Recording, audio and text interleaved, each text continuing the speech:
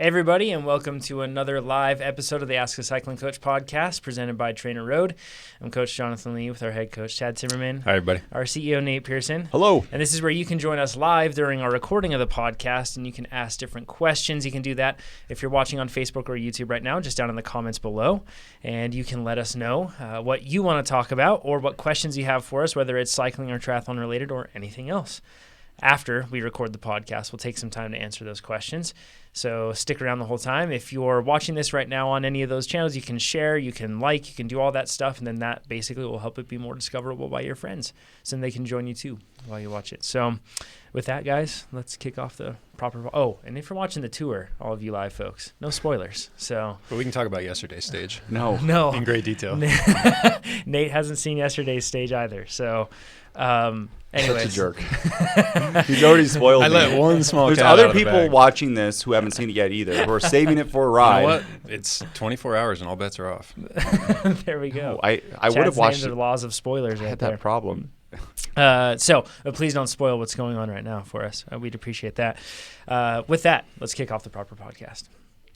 Welcome to the podcast. It's dedicated to making you a faster cyclist, the Ask a Cycling Coach podcast presented by TrainerRoad.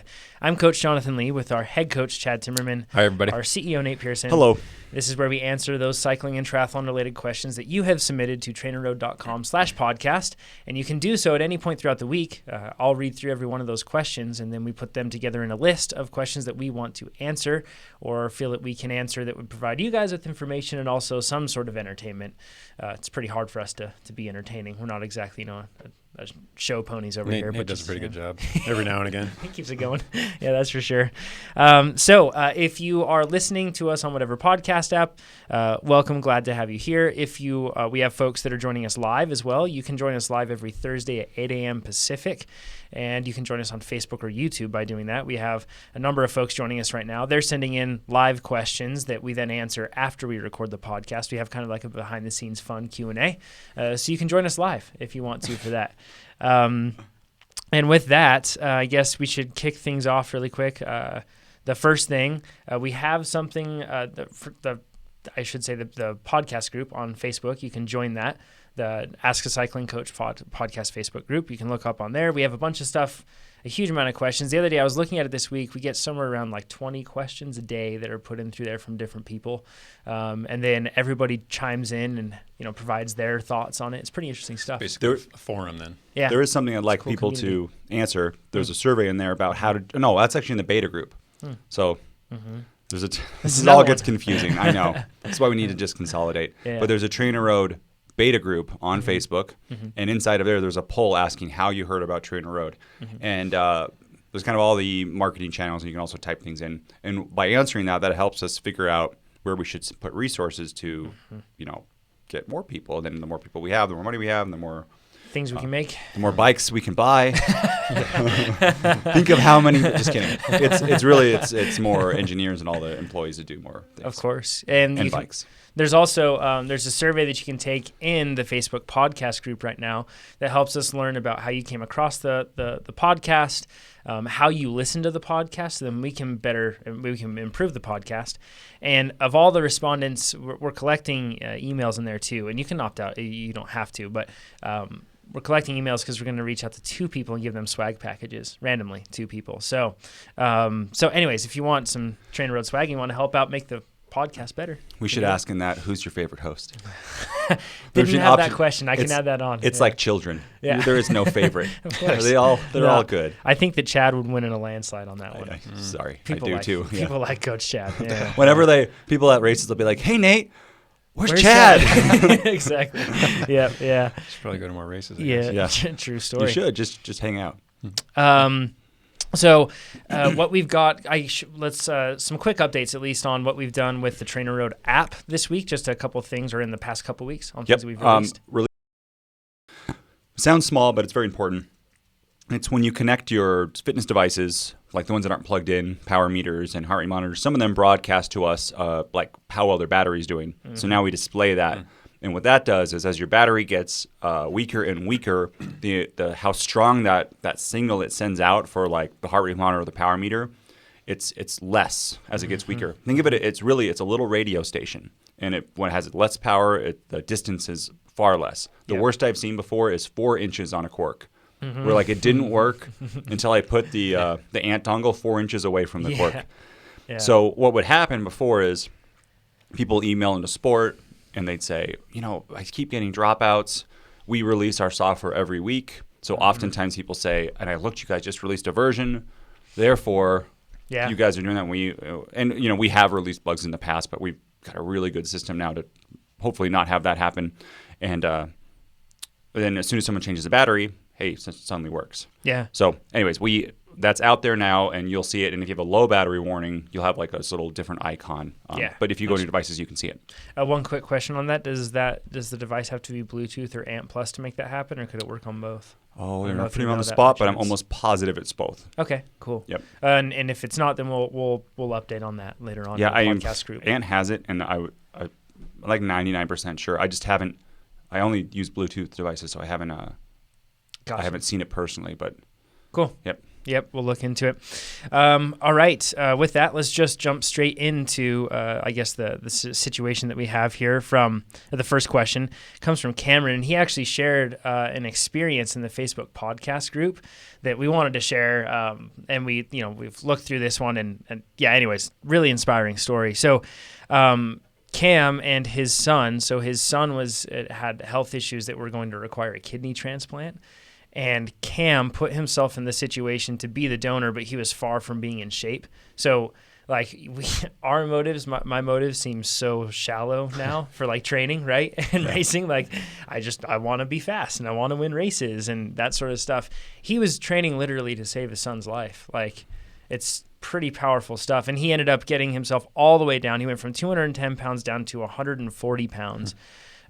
Checked all the boxes. He had to go through tests and everything else. Checked all the boxes to become a valid donor for his son. They did the transplant. His son's healthy. He's healthy, much healthier than he's been in the past. Pretty amazing story.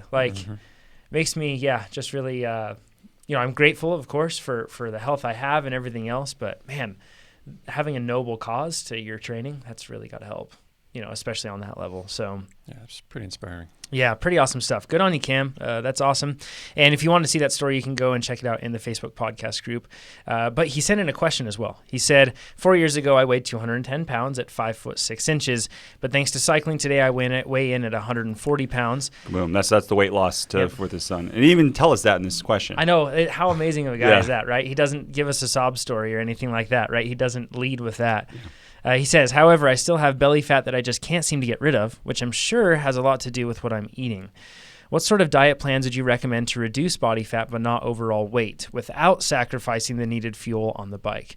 All the tools I end up looking at don't take into consideration the need for the increased carb intake a cyclist needs compared to, and he says in quotes, normal person. We have a lot to cover. Cameron, this is the question, right? This is everyone's question. How can I lose body fat, not lose weight, and get fitter? Yeah. Yes. So, and it's hard. Yeah. It's not easy. It is. There's a lot of information to cover, and there are a few different ways to tackle this. But where do you want to start? Primarily, it boils down to, obviously we need a lot of carbohydrates as endurance athletes, but the quality of our carbohydrate, I think, is what gets overlooked too often. Can I ask one thing before you do that? Yeah. People talk about spot losing belly fat. Yeah. What do you mean by spot losing? I just want to lose. Okay, I'm all in here, I'm telling you. Yeah. So feel free to jump around too. There's a lot of information in here. You take me on a ride. Okay. Let's go. Saddle up, buddy. Okay. So different carbohydrate, different quality of carbohydrate metabolizes at different rates, and these different rates have basically different impacts on your insulin delivery or insulin activity. So a lot of riders, I think most of us are familiar with the glycemic index, and we know it has its flaws, but that basically tells us how quickly a carbohydrate is going to metabolize. The major flaw being that two major flaws, that it only looks at carbohydrate, and it only looks at 50 gram servings of carbohydrate. So some foods you don't eat in 50 gram servings. Watermelon versus ice cream, you have to eat a heck of a lot of watermelon to get 50 grams of watermelon. Yeah. Or 50 grams of carbohydrate from watermelon versus from ice cream. So that's where you enter the glycemic load, where they look at regular serving sizes. What's the impact on blood sugar with a typical serving size of this particular carbohydrate. So that's looking at not only the actual, per gram, I guess you should say, or the basically its carbohydrate effect on blood glucose. Yeah. So what happens to your blood glucose over 2 hours outside of your meal? So 2 hours past your meal. Okay, which is obviously extremely important when we're talking about getting fuel into how the quickly system. it metabolizes. Yep. Are you working hard? Are you working long and slow? I mean, you need food to metabolize at different rates. Okay. So because of these flaws, they now have for some time an insulin index. So what happens to your insulin, which accounts for different types of food, not just carbohydrate. And it's a little more telling than simply looking at the glycemic index. But what it boils down to is that what we're looking at here is our effects on blood sugar. And high blood sugar typically means high insulin release. High insulin release is not a bad thing as long as we're using that carbohydrate. But if we're just dumping carbohydrate into the system, not utilizing it, jacking up the insulin release, our muscles and our liver and our brain to some extent become resistant to insulin. And this insulin resistance is really what the issue is. That's what causes basically everything we're trying to avoid. So inflammation causes abdominal fat. And when we talk about abdominal fat, it's often referred to as belly fat, which is not, you can't reduce it to just subcutaneous fat gain at your belly. What we're really talking about is visceral fat, the gel-like stuff that surrounds our organs, the stuff that's pro-inflammatory, has been labeled toxic because it is basically bad for us in pretty much every way. Chad, some of us have both. Yeah. No, we do. True. We do. And there's now. actually an interesting point on that. So if you have a bunch of visceral fat, you have all this fat lining your internal organs and basically making your abdomen thicker, what does that make your subcutaneous fat look like? You could have a little belly and little love handles, but when you make your abdomen thicker, those things look all the more unappealing. Yeah, they stick out This a is lot more. you can see this in a lot of men who they'll have like a pot belly and you touch it and it is rock hard. Yeah. Right? Because it's what's the danger. That's the worst kind. The fat is pushing out the muscle, so you're actually pushing on maybe a little bit of Sub-Q. fat, Yeah. like fat underneath the skin. Yeah. But then the rest of it is all like deep inside. Yeah. And that's the stuff. That's what I'm going to drive at. That's really what I'm concerned with. That subcutaneous fat isn't deadly. Not like the visceral We fat still don't is. like it, Chad. No, we still don't. But there are ways, and all this ties together. I mean, fat loss is fat loss. We want to ditch it from both places. Yeah, But primarily, the big concern is visceral fat. Can you pick and choose between the two? Can you be like, I just want to cut visceral fat today? And Yeah, tomorrow and basically, subcutaneous? we want to improve our insulin sensitivity. And as athletes, we do that at the muscular level, not necessarily at the liver level, and maybe not at the brain level. So, let me get back to it. So as we incur this insulin resistance, and like I said, as athletes, we don't do it as much at the muscle level, but we do it at other levels. The insulin resistance drives visceral fat accumulation. More visceral fat actually drives insulin insensitivity. So it's you can see the Snowball. vicious cycle there, right? Yep. Yeah. Just So at keeps some going. point you have to break that cycle. And again, visceral fat promotes inflammation or provokes inflammation. What else does? High training loads, high blood glucose. When we dump these, high glycemic or high insulinemic loads into our bloodstream all at once, a high carbohydrate diet, especially if you're not using that carbohydrate, all these things lead to inflammation. So inflammation really could be seen as the biggest concern. But in some inflammation and visceral fat, we'll just lump them together as things go that hand need in to be hand. addressed. Yeah.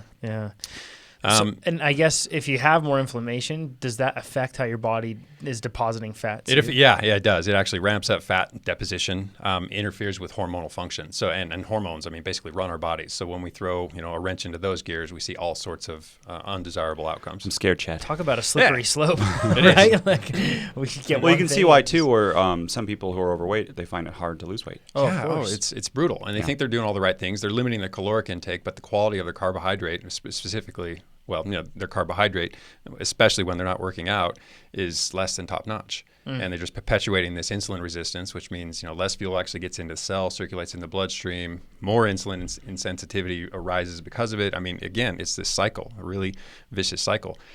And then less about insulin. Let's just touch on fructose real fast, because a lot of people think, well, I can just shift over to fructose and all my problems are solved. I can eat as much fruit as I want. And to some extent, that's true, because fruit and fructose, you can't really equate the two because fruit comes packed with a whole lot of fiber, a whole lot of water, a whole lot of micronutrients, and it's really hard to overeat fruit, much like it is with vegetables. Certainly easier with fruit than vegetables. But the fructose I'm talking about is typically high fructose corn syrup. Yeah. So the more raw forms or the more processed forms of it. Think like soda pop, Slurpees? and fruit drinks, Slurpees, all that Slurpees stuff. are out. And I'm going to tell you right now, if Let's soda, just name all of them.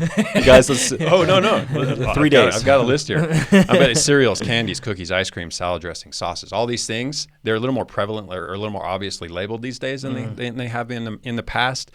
But soda pop, I'll just say it. If soda pop's part of your diet, there's your easy get.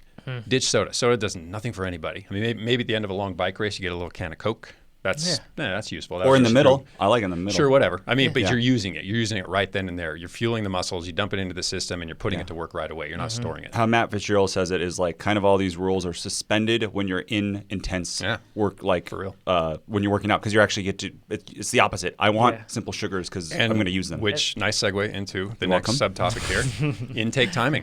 So we have to time our carbohydrate appropriately. Yeah. You don't eat, eating that pint of ice cream before bed. It's probably about the worst thing you can do from a weight loss perspective, and in terms of insulin. Is that what you did before the TT?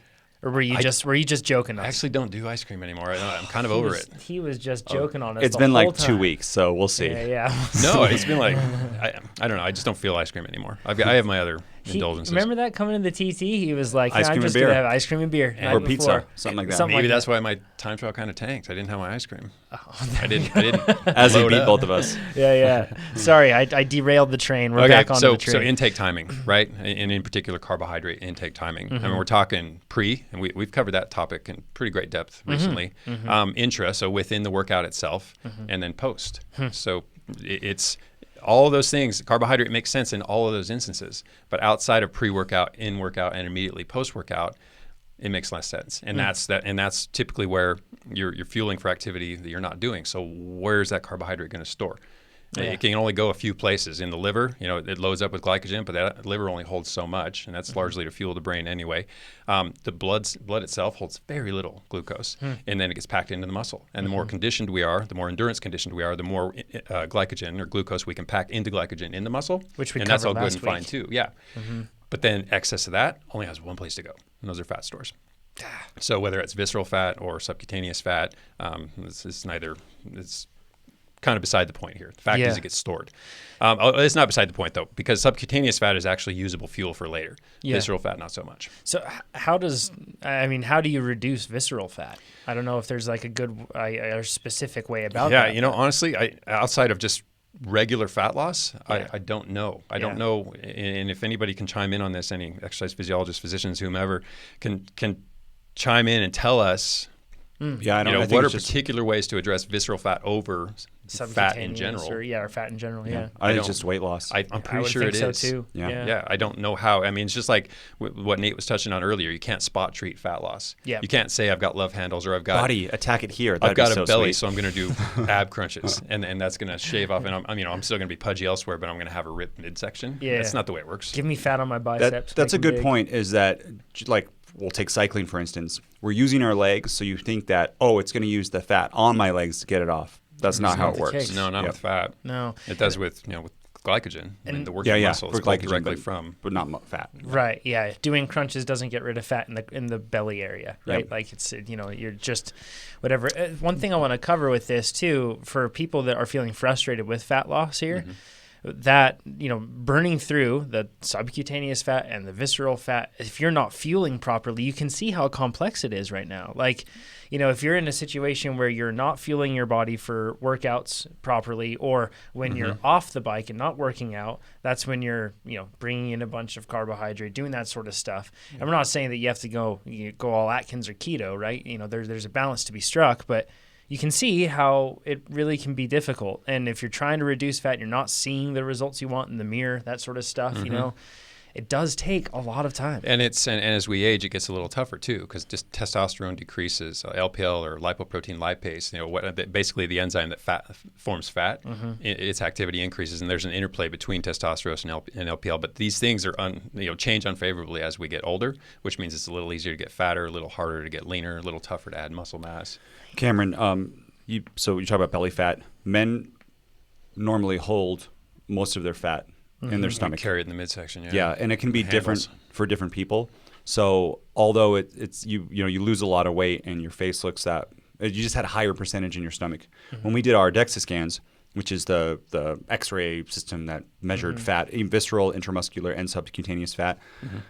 For me, I had the most fat in my legs, which is normally like what women have. Cue up the jokes, gentlemen. Just gonna softball that one in there. Yeah. I know, but I actually kind of like it more because normally people aren't looking at my legs, and I have a lower percentage of body fat on my stomach compared to my legs. Your legs don't look fat, Nate. Thank you, but but on the DEXA, actually. I think my arms were like 7%, which sucks because I don't have any muscle on them. But muscle, they look really good. But my legs were like 18%, right? Big difference. And my torso was like 12 or something. So just knowing you just because it's on your stomach. Yes, it's hard, and it's kind of where you store fat the most to get that kind of look that you want. Which I'm guessing that's what you're talking about as a look, because you're already 140. That's pretty light. Pretty light. It could be really hard to get down to get the look that you want, especially as you get older. Takes a lot of time. And if I had one piece of advice, it would obviously it's time your carbohydrate intake. But my second piece of advice would be to go get a DEXA scan, see if your visceral fat is ramped up, and then figure out ways to address specifically that. Because there is a term, the whole skinny fat thing, where a person doesn't appear to be fat, but they have that firm midsection, that wide midsection. That's because of all that visceral fat. I'm sorry, I feel unprepared that I didn't figure out ways to address visceral fat specifically, but I'll dig into that more, see if there's anything to be had there. Yeah. And for the carbs that you do eat, we didn't really talk about that. We talk about the ones you don't eat, but for do eating, they pretty much whole wheat, vegetables. Vegetables are always a safe bet. We talked about fruit. You can eat as much vegetables as you want, Yeah. fruit as well, and just high quality carbohydrate. So, Beans, and when we say legumes. vegetables, we're not just talking about salads either. I mean, your sweet potatoes are a good example of a really healthy vegetable, really beneficial. I've got a new one. Endurance realm. Beans. You do. Yeah, so you do the Oats, sweet potato, quinoa, amaranth. and then I didn't think of this, but I've been putting like frozen broccoli on it. So you do sweet potato, frozen broccoli, beans, then you put tapatio all over it, heat it up. I mean, it's kind of the other. I cook them at different times. You put them together and you mix them together. It's really good. And see that's Show me a fat person who eats that every day. And that's a super good example of a high quality carbohydrate meal, which aren't always applicable. When we're talking like immediately pre-workout and intra-workout, you're not going to eat something like that, especially not if you're working at high intensity. If you're out for a 6-hour butter burner, you can eat whatever. Yeah. But if you're doing a whole lot of work, so think Grand Tour riders, the guys who yesterday really pursued the climbs. Well, actually, yesterday's a bad example. No spoilers. Long days. He just did it again. Long days when guys are in a break and they have to do a ton of work. 4 or 5 riders. Those guys are going to be eating different carbohydrates than the guys who are back in the peloton, noodling along at 60% of their threshold all day. Yeah, and you don't eat that pre-workout. That's not right before your workout. That's like your lunch meal, right? It's 3 to 4 hours before. Yeah. And then for breakfast, you say cereals too. Now, just in the last few years, there's actually some cereals that are pretty awesome. Yeah. Ezekiel stuff. Yeah. I've I just like taken to eating the that. ancient grain stuff. If you get into the more complex grains, we're not talking rice and highly processed forms of carbohydrate. There's, from an endurance athlete's perspective, nothing wrong with that stuff. So Apple Jacks are out. I like well, you know what though? I've done something like an Apple Jacks, and if I'm like, I don't have time, I haven't eaten for this many hours, and I'm going to be on the bike in 10 minutes. Like it's pretty much, let's just put some sugar in it. There's probably better ways I could do it, but sometimes I have little kids and there'll be a sugary box of cereal there. But as an athlete, you can get away with stuff like that. Yeah. I mean, as long as you're not, that's not the typical approach. And as long as it's timed. As long as it's timed. And that's really that main piece of advice is earn your carbohydrate. Know that you're going to spend it soon, or that you're recompiling stores for later, or that you're in the midst of a workout and you need it right now. Another breakfast besides, there's oatmeal too, and then muesli. I also like shredded wheat with some like blueberries, and then I always do non-fat milk. I know some people like to have some fat, but I like non-fat for just less calories. That is also another one that I do quite often for breakfast. Yeah. This is a really good example of, if we talk about people that are trying to lose fat and they've hit a plateau, something like that, this is, I think that obviously what we've just talked about here is why it can be really important to watch, your macros and to see what you're actually taking and in. just at some point get analytical about the composition of your macronutrients. Look at what carbohydrates you're eating, not just that you're getting so many grams of carbs, so many grams of fat, so many grams of protein, but what is the composition of your carbohydrates? Yeah, like you can start out, like if you let's say you're starting at ground zero, as in like you're not paying attention to any of this stuff, just focusing on a minor caloric deficit will get you a certain amount down the road, but you'll get to a point where you'll hit these plateaus, and a better way to go about it is to look at the actual composition, like you said. Another thing, Cameron, we didn't talk about is he said he wants to maintain the same weight but reduce body fat, which means you have to be gaining muscle. Yes. So if you are just a pure cyclist,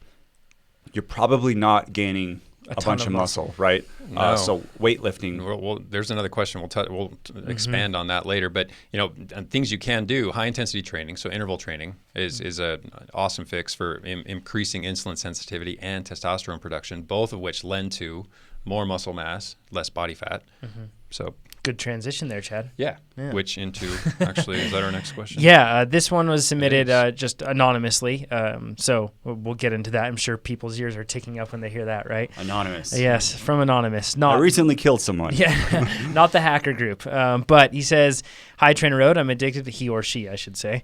Don't know. It's anonymous. I says, "I'm addicted to your podcast. I'm a TrainerRoad subscriber, but I'm yet to start a plan. I already had a plan in place for a recent Ironman and will be looking to start using TrainerRoad when I get back into structured training." Good to hear it. Very good to hear it. So this is my 6th season racing long-distance triathlon. I'm 31, and I'm from the UK. I typically target one A race a year. And A race is synonymous with like your highest priority race. And use local 70.3s, that's half-distance triathlon stuff, and time trials in preparation.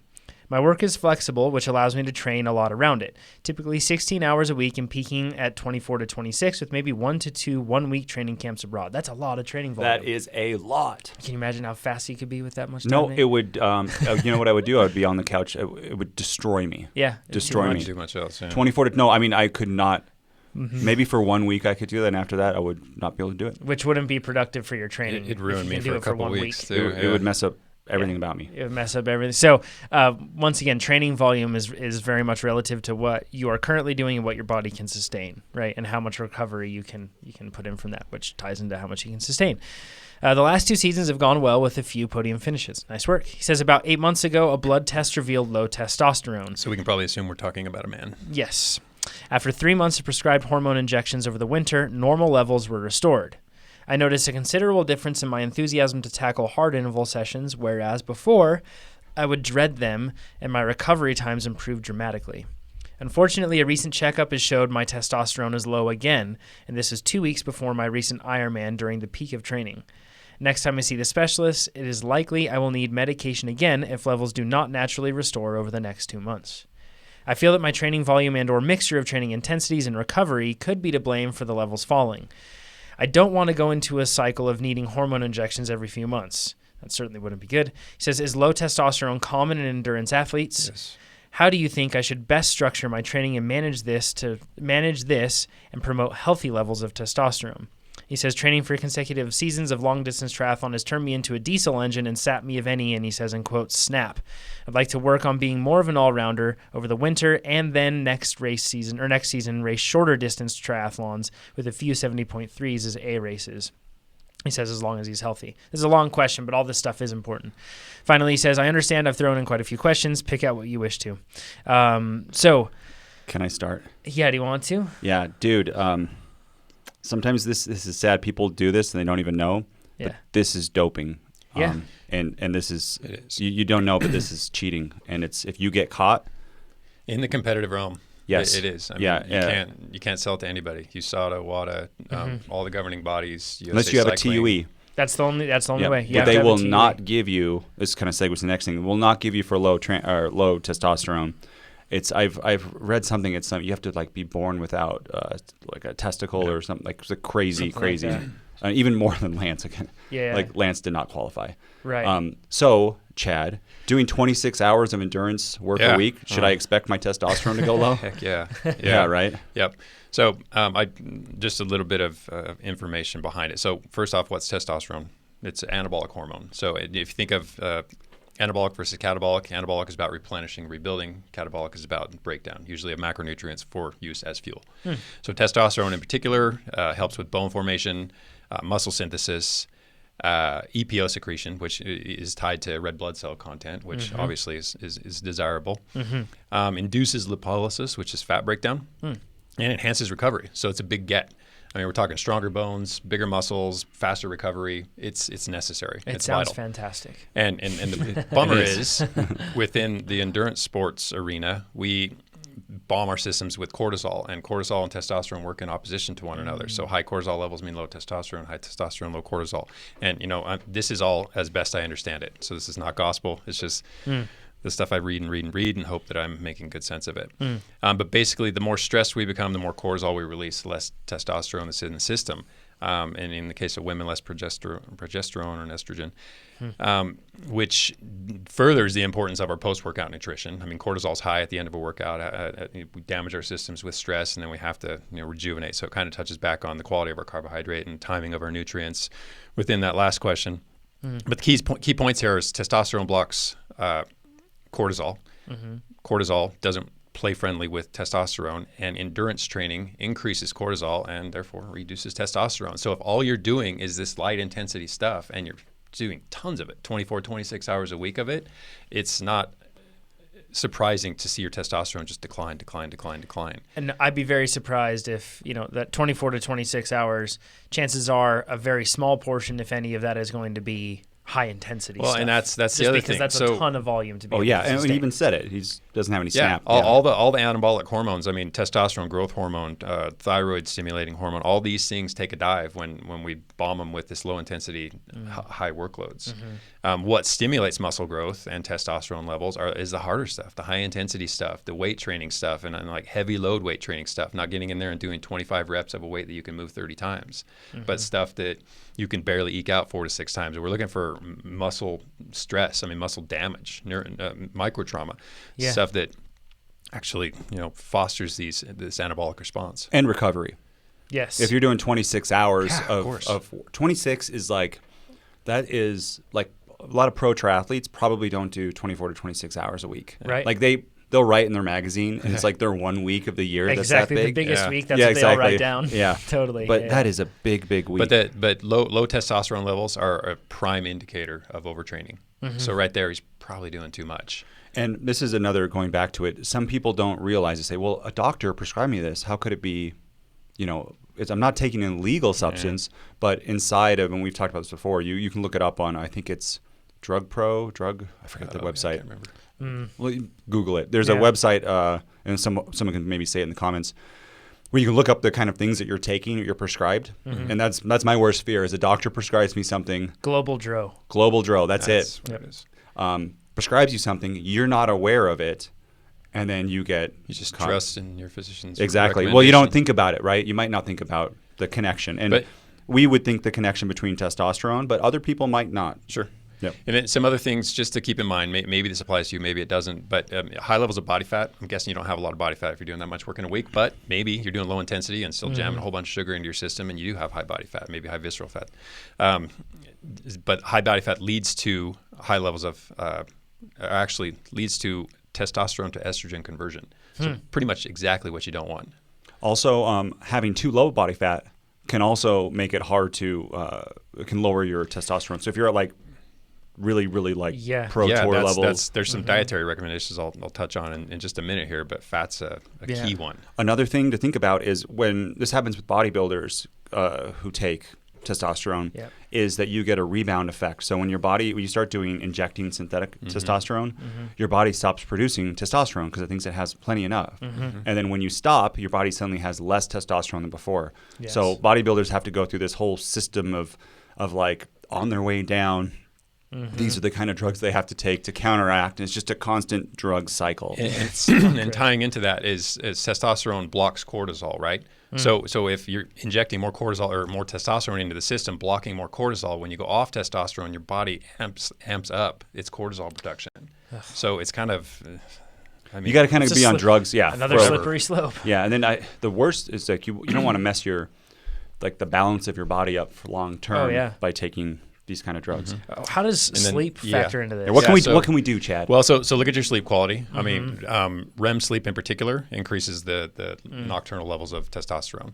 So if you're not getting your REM sleep, well, there's an easy miss, or maybe not so easy. Fixing sleep can be pretty complex. So earlier on when I was doing triathlon, and I was doing like 8 to 10 maybe hours a week training, and I was very, very tired. And I got my testosterone tested, and I was low. There was like a range. I forget what the exact range was, but I was not incredibly low, but I was low compared to the regular range. And probably for me back then, combination of training too much, eating really poorly, and I recently found out, I had sleep apnea, right? We've talked about that before. Yep. Now I've got this like dental device to move my jaw forward. I tape my mouth shut. I put the CPAP on, and then I use a eye mask. That is actually a really good combo. That's hacking sleep right there. Yeah, seriously, I'm earplugs and eye mask every night, or I know my sleep will not be top quality. But that, I mean, just I want to say about sleep apnea can be a huge detriment. Yep, and can really lower testosterone. Yeah. So if you have a partner that's in the room and have them listen to you if you're snoring or if you're choking, if you're waking up gasping, if you wake up with headaches every day. Even though sleep apps will record your snoring. Some of them will, mine will. Yeah. It tells me I snored for 5 minutes last night. And I had no snoring in my sleep apnea. I had a gasp that would wake up. Yeah, and everyone saw you'd gasp. Yeah, I go, yeah. And the other two, I've had a few nights where I haven't had my CPAP machine, and I just wake up with this like dull headache everywhere. So if you wake up with headaches every morning, like go see a doctor, and they can do a study and see exactly how many times you are. You go to a sleep institute. Sounds like the most amazing place. Me, I think I was if I was on my back, I think it was like 67 times an hour I'd stop breathing. Jeez. Yeah. So that was on my side. It wasn't so bad. Yeah, it was. So that was bad. So you don't get into that low. No, REM you can sleep. never pop in there. Yeah, and then you can't recover. Yeah. So it's no fun. One quick question on the testosterone, getting it tested. How did you get it tested? Mine, I've actually done it twice. Once with blood and once with spit. Okay, and it was just through your traditional family practitioner. Yeah. Gotcha. I'm sure that we'll get that question for people on how to test it. Back to ways, we already kind of touched on this, but back to ways to actually produce testosterone naturally. Yep. And I would guess training Train less. Well, train less and add some strength training and some high intensity training. And in particular, sprint training works really well for stimulating testosterone release. That's a good point, is like there are plenty of people who make it to Kona who do it on 12 hours. Oh, yeah. And they're doing more, like we talk about this all the time. Quality, high intensity, their hormones aren't messed up. Then you've got a whole nother 12 hours, plus, pretty much like 2 days. Plus your life, like, higher quality of life too that you're going to be enjoying. Yes, and I know that some endurance athletes, cyclists, pure cyclists especially, are really averse to strength training. But still, I wish you would strength train. But if you don't, these high intensity sprints can work. And in particular, I come across one study, pretty recent too, that compared high intensity or sprint intensity training. So actually doing 30-second sprints all out, resting well, doing it again. 8 workouts over 4 weeks. They compared different cadences. Did low cadence ones, 60 to 70 RPM, did ones at 110 to 120 RPM. So basically they have the cadence but kept the intensity the same.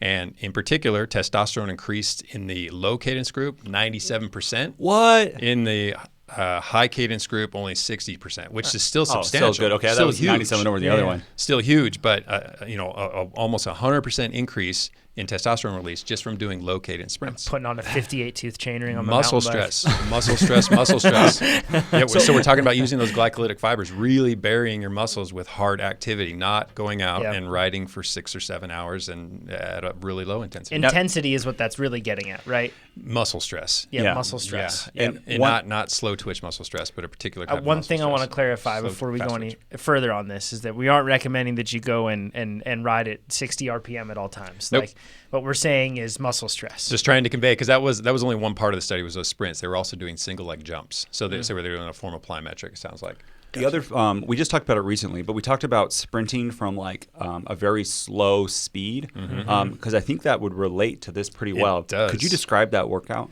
Yeah, so I got kind of pulled off it. I'm working on something else, but I was still developing those sprint intensity training plans. Yeah. And all they are is 30-second sprints. So basically you figure out at some point what you can do for 30 seconds, and then you do it for 30 seconds and then take, I think, 4-minute break, 4.5-minute break. I think 4.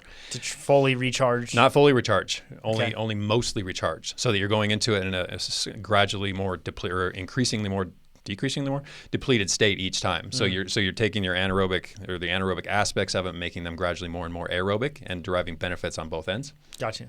Basically, aerobic adaptation in your anaerobic fibers. Sounds What about paradoxical, the outside one where I forget what it's called. Stomps. Stomps. That's what it is. Yeah. Yes. So what's a stomp workout? Put it in the biggest gear. So basically, you slow to 3-4 miles per hour. Super slow. Put it in the biggest gear. Maybe you're one of those monsters who can turn a 5311. Start from that and just stomp on those gears. 10-15 seconds later, ideally, you're up to about 85-90 RPM, and you shut it down, recover for 5-10 minutes, and do it again. But the point is, you're recruiting tons of muscle fiber. Basically, every available fiber is firing. Yeah. And the one thing I want to say about that is just make sure you warm up. Yes. And make sure you No joint pain. Yeah, exactly. And Proper form. if you're brand new, I wouldn't do this. Yeah. Like if your pedal stroke isn't down, And trust Oh, your yeah. bip, because you snap a chain with that much force on it, it can be a pretty ugly affair. I've done that before. it's Quadzilla over here. I broke it. That's what we call it. yeah, that's my name. I broke a top tube with a very uncomfortable portion of my body that you would not want to break a top tube Man with. of Steel. So yeah, if you break a chain, it can be extremely bad. Very, very bad. That's like one of my worst nightmares because I'm It's changing like- my chain a lot. It's and honestly one of the worst ways to crash, like breaking a chain, because in most cases what will happen is your foot's going to drop straight down. You'll probably blow out of a pedal. Body folds over the front. Oh, it's It's like terrible. I said, it's an ugly affair. So be careful. And then some dietary recommendations in terms of elevating testosterone or addressing a testosterone deficiency. Insulin lowers testosterone, apparently. So this is news to me. It makes sense. So these high glycemic foods that jack insulin way up, So increase drinking insulin Cokes? sensitivity. Yeah, I mean, All day? if you're not using them, Yeah. So that can have an impact on testosterone. Fat intake. There's all this low fat, high fat, all this confusion around this matter. Fact is, testosterone is made of cholesterol. All steroidal hormones are, or hormones, steroidal anyway. So cholesterol in fat is converted to testosterone amongst other hormones. So don't shun fat. High quality fat, even saturated fat, has its place, especially if it's coming from grass-fed animals. Actually, high quality saturated fat. Fatty That is a thing. fish, That's that possible. sort of thing too. And then if you're on a ketogenic diet, apparently it can lower your thyroid stimulating hormone, which is a primary controller of testosterone. So that the high fat, extremely low carbohydrate diet may not fare well in the testosterone realm. Interesting. Worth digging into if you are a keto adapted athlete. And then micronutrients. Eat a bunch of vegetables. Frozen ones too. Just read something the other day that talked about how the nutrient or the micronutrient quality in frozen vegetables is high as sometimes higher than fresh vegetables, because Crazy. if they were frozen, picked and then basically frozen immediately.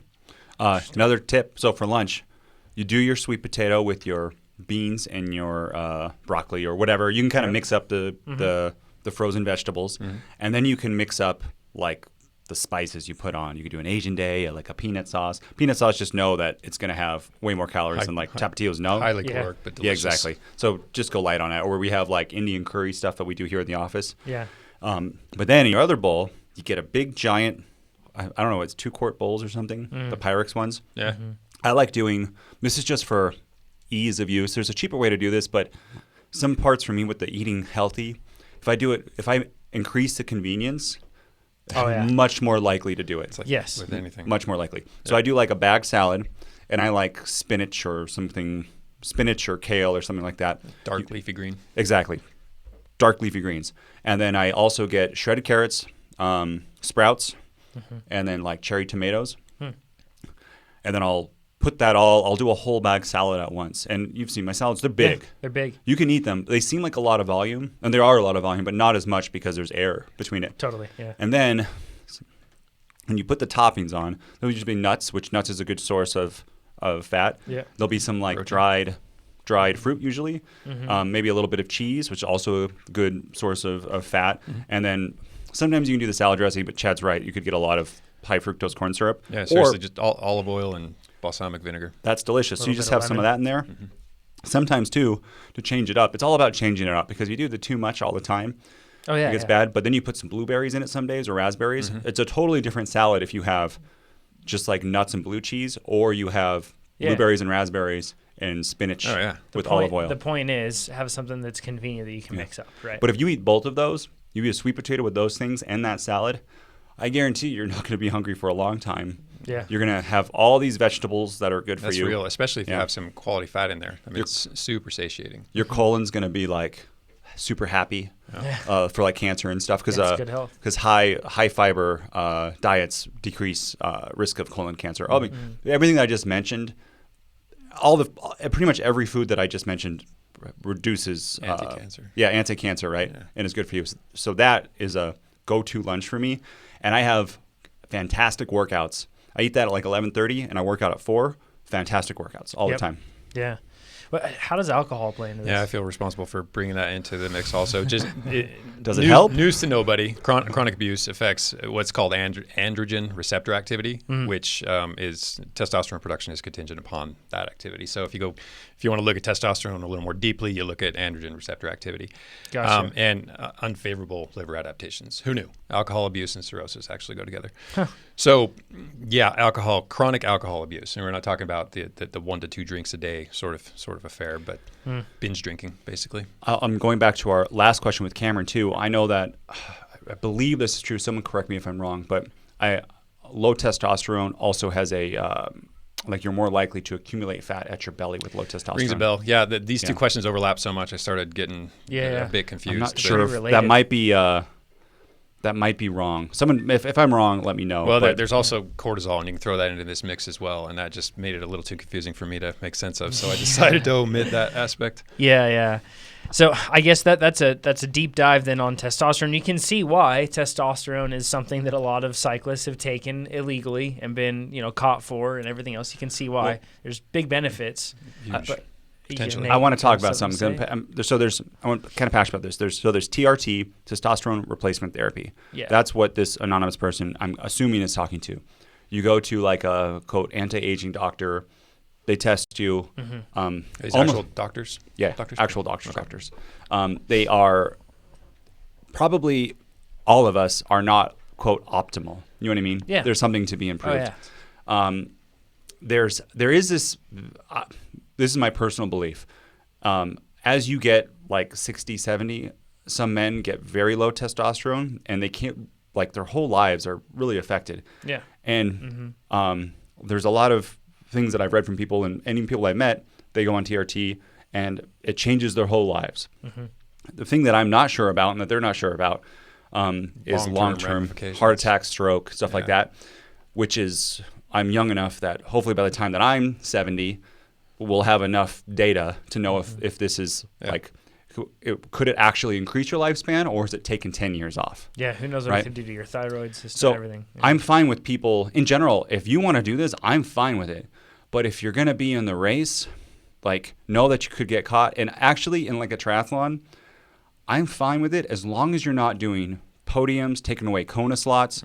If you're 150th out of 300, to me, I don't really, But if I would, don't anonymous, which doesn't matter in the end. So, but you can't tell them if you get caught. You can't be like, well, I heard on the Ask a Cycling Coach podcast, it doesn't matter. Well, you're playing with fire. This is my personal thing. Yeah, exactly. But if you will make me extremely mad if you take away anyone's podium or Kona slot. That is, that is very bad. And I personally think that for the older people who want to have this lifestyle of doing triathlons, but they also like you can't do. There's a lot of older men who can't do triathlon without doing this hormone replacement therapy. So it's a difference between using it to further your athletic performance or using it to improve your quality of life. But so the people who the men who do take it to do Ironmans, they usually just mop up because everyone else can't, is doing this. So I wish, and that situation I don't like, but I wish there was a category that they're saying, you're on this stuff from a doctor. Everyone who's doing on testosterone replacement therapy, you guys can all race each other, and we don't care about you. Just like in bodybuilding, there's a untested, natural, and do they call it drug enhanced anymore? No, they call it natural bodybuilding and bodybuilding. Nice. Okay. Nice. Got it. That's kind of the untested. Yeah. But I wish there was a category for that. So everyone who still wants to have that lifestyle, but just not affecting everyone else, have them go last. Yeah. So they're not really in the mix of the race, like 10 minutes back or something. Yeah. We could go down this rabbit hole for a long time. Yeah, it's tricky. I don't know if we want to go down it. I know, but this is my personal thing. I'm okay with people doing it. I just don't want them to do it take it away, or I don't want someone to get caught too, because it can have so much. You read about these things. A local guy here got caught. It ruins lives. It ruins lives, right? Yeah, of course. Ruins lives. Don't do it. It's real. All right, let's go into Patrick's question. He says, when and why is muscle mass helpful to cyclists? Or what do you do if you are under race weight? This is his situation. He says, in a recent podcast, you advised a questioner to put on weight, specifically muscle mass, and you noted that the Grand Tour riders tend to have a 2-to-1 ratio of body mass to height. This isn't just the Grand Tour riders. This is like an ideal, right? These are the ideal exactly kind of climbers. Pure climbers. Yeah. Mm-hmm. Yeah. He says, I'm 122 pounds and 68 inches. To reach the 2-to-1 ratio, I would need to put on roughly 10 pounds. He says, please, could you tell me why this extra muscle mass would benefit my performance? So I guess this is an opportunity to clarify as much as anything else. First off, I just said pure climbers. Actually, this isn't really describing pure climbers because we're talking about the Froomes and the Dumoulins and the guys who actually time trial well too. Okay. So Exactly. they're not pure. Yep. Yeah. But they're definitely the top level of the athlete, of They're all the best cyclists. climbers. I mean, the best. they can not only climb as well as the pure climbers, but they can also time Probably trial well. the best cyclist in the world. Yeah. The best. The very best. Absolutely. Yep. So best Grand Tour riders, I should say. 122 pounds and 68 inches. That's a skinny individual right there, Patrick. So he says to reach the 2-to-1 ratio, I need to put on roughly 10 pounds, and he's wondering how that would help his performance. So we were specifically in this previous episode where you're referring to, Patrick, we were talking about how more mass could help a cyclist. We talked about the different scenarios where a heavier cyclist can actually, it isn't necessarily a disadvantage and could even be an advantage. Mm-hmm. However, we're not just talking about carrying around fat, right? No, for sure not. I mean, any muscle mass you want to aid, if it's in the interest of becoming a better cyclist, is going to be leg mass. I mean, you don't want to just tack on upper body mass. It's not to say you can't gain some benefit from a stronger midsection and maybe a little stronger shoulders, especially when it comes to crashing your back, your glutes. I mean, there are other places outside of the quads to add mass, but by and large, the quads are what drive the bike. That's where you want the additional muscle mass, because the muscle has metabolic limits. You can only aerobically condition your muscle so far. Mm-hmm. Once you reach that point, increasing power output is going to come in tiny little, if it comes at all, tiny little increments.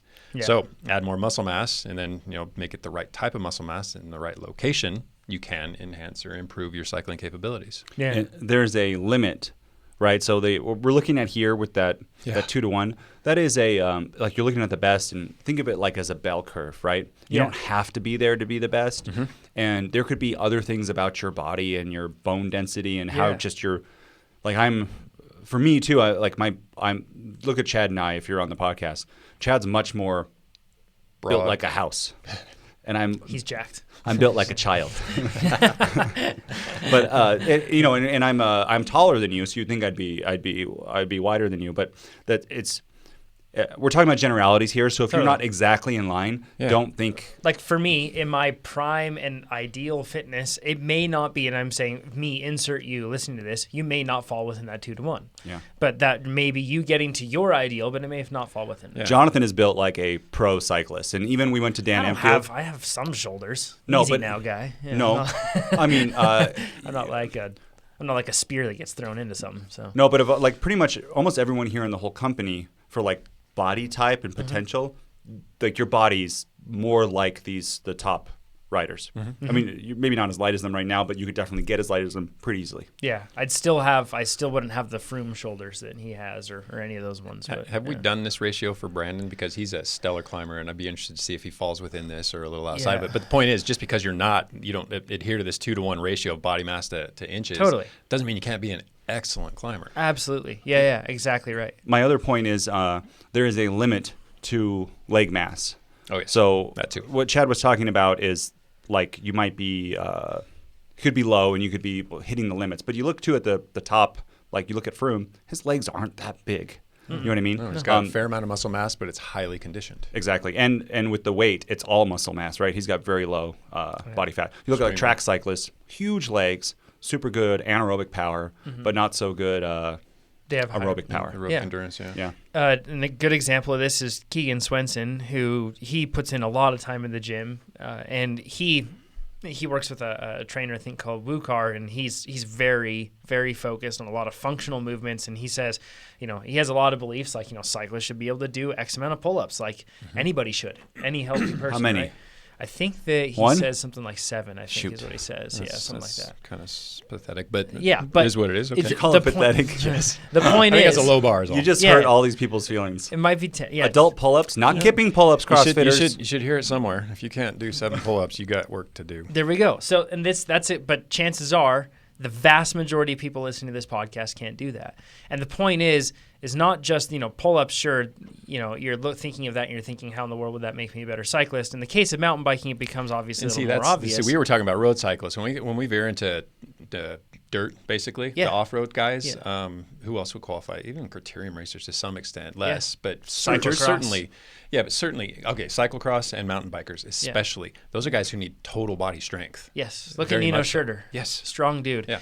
But something to add to this, though, too, is that I think that even if you got to the point where you could do 7 pull-ups and you're a roadie, it's not like you're going to be some gigantic, Mr. Incredible shaped massive dude, right? Like, no. It doesn't take a lot to do that. Those lighter riders should be able to just bang those things out. Yeah. And the interesting part about this, and what I'm getting at, is the fact is, chances are you'll still be a better cyclist if you can do that, a road cyclist, if you can do these functional movements. And Keegan, he gained muscle weight, and he's extremely lean, and I don't think that he lost any more. There's no body fat to lose on the man. In fact, he got into one of those body pod things, and it just said error, which is pretty hilarious. But that is super hilarious. Did his body weight change over the course of this? It did. So it's gone up. Added a bit of weight. But he got improved performance. Yeah, didn't his massive FTP improvements? went up? Yeah. Massive improvements. Yeah. So more functional mass at that, and a stronger body that just helps him ride the bike better. And if you look at him, it doesn't look like he's some weightlifter guy.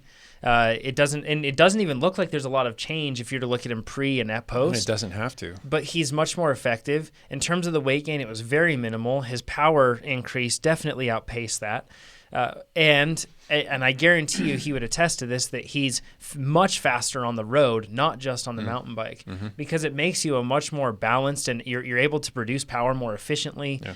It's just much better. It's the difference overall between adding mass and adding functional mass. The functional mass obviously being the key point here. And then the last thing I want to add on this for me is just that makes your life better. And there's more to life than just cycling. And yeah, no, believe it or not. Like, I remember when you were talking about the fact when you were like, man, I need to get back into the gym. I want to be able to lift my kids up without throwing out my back, right? Yeah. Like, there are things that we do in our lives that, like, we should totally be able to do. And if the chase of marginal gains is pushing us away from that, we need to balance. I moved 4,000 pounds of rock on Tuesday. All at once? Instead of doing it, all at once. just heaved it over my shoulder. Yep. Keep bragging, Chad. No, but I'm just saying, there's being functional on the bike is one thing. Being functional in a general sense is another. You need that at times. I think you need it all the time. I wonder with Keegan's, because he was doing like full body stuff too, how much that improved his testosterone. We talked about last time. Sure. And then that allowed him to recover faster and have harder workouts. And what about his bone density? Totally. Vincenzo Nibali falls over at 5 miles per hour, and it was a high energy fall. Even slow speed. This is very old now. You can generate a fair amount of energy, right? So still a high energy fall,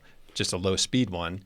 Broke his back. Still, it's crazy. I mean, those are some brittle bones, right? Yeah. Maybe he did it just right, and his bones aren't that brittle. Maybe he does some strength work, although looking at him, I'm guessing he does not. Yeah. So, I mean, these guys aren't built for anything but riding bikes really well. Yeah. Can I segue for a second? Please. Is it into the next one? It's into crits. Oh, okay. Well, that works. I think it relates to this. It becomes a distraction, but that's okay. No, I want to. We didn't mention this. I want to say this real quick. Yeah. David, podcast listener, there's a crit 2 nights ago. Yep. He came out. He won our local crit. Attaboy. Good for him. Way to go. He watched the crit videos. Some legit competition too. On TrainerRoad on YouTube. So he got some beta on the competition. He knew who he was racing. He saw Jose and Dave go. He followed them. Marked them. He was strong enough to pull back Jordan, who was the junior Olympic guy. Yeah, he was on for Nordic skiing. Yep. So Jordan went out on attacks. He was strong enough to pull them back, and then he outsprinted Jose at the end. Attaboy. His proper recon and awesome fitness. And I think he's racing mountain bikes tonight on an SB 100, Jonathan. Then he'll win. It's exactly. that simple. Yeah. So that goes. Going back to that, though, I think next year we're kind of decide of like what's going to be our focus next year. For racing. For racing, right? The 3 of us. I want people to type in to what they think we should do. Yeah. This is going to be DK300. Just type in anything that's under 90 minutes. Yeah, don't type in Dirty Kanza. If your fingers go toward DK, stop. Sub 90 minutes. So we're all thinking more about doing shorter stuff next year because the longer stuff is like it's hard. It gets tiring. Well, let's just say it though. Like a short race can be plenty hard. It's a very different type of hard. Yeah, like it's not like we're avoiding hard. And sorry, you just triggered something. Burnout. Sure. But you triggered something with me. And this is like, especially in the mountain bike world, we're seeing events getting longer and longer and longer. And I get it, because a lot of folks, like, to go out and to train to be competitive for a 60-minute race, it takes a lot of training to do that sort of thing. Whereas to go and do a 50-mile mountain bike ride to finish it, it's really, you can just ride a lot and you can kind of check it off if that's what your goal really more is. Accessible, they're funner events or more fun events, less intimidating for sure. Less intimidating perhaps, but they're these long days and man, for me personally, I definitely lean towards short events.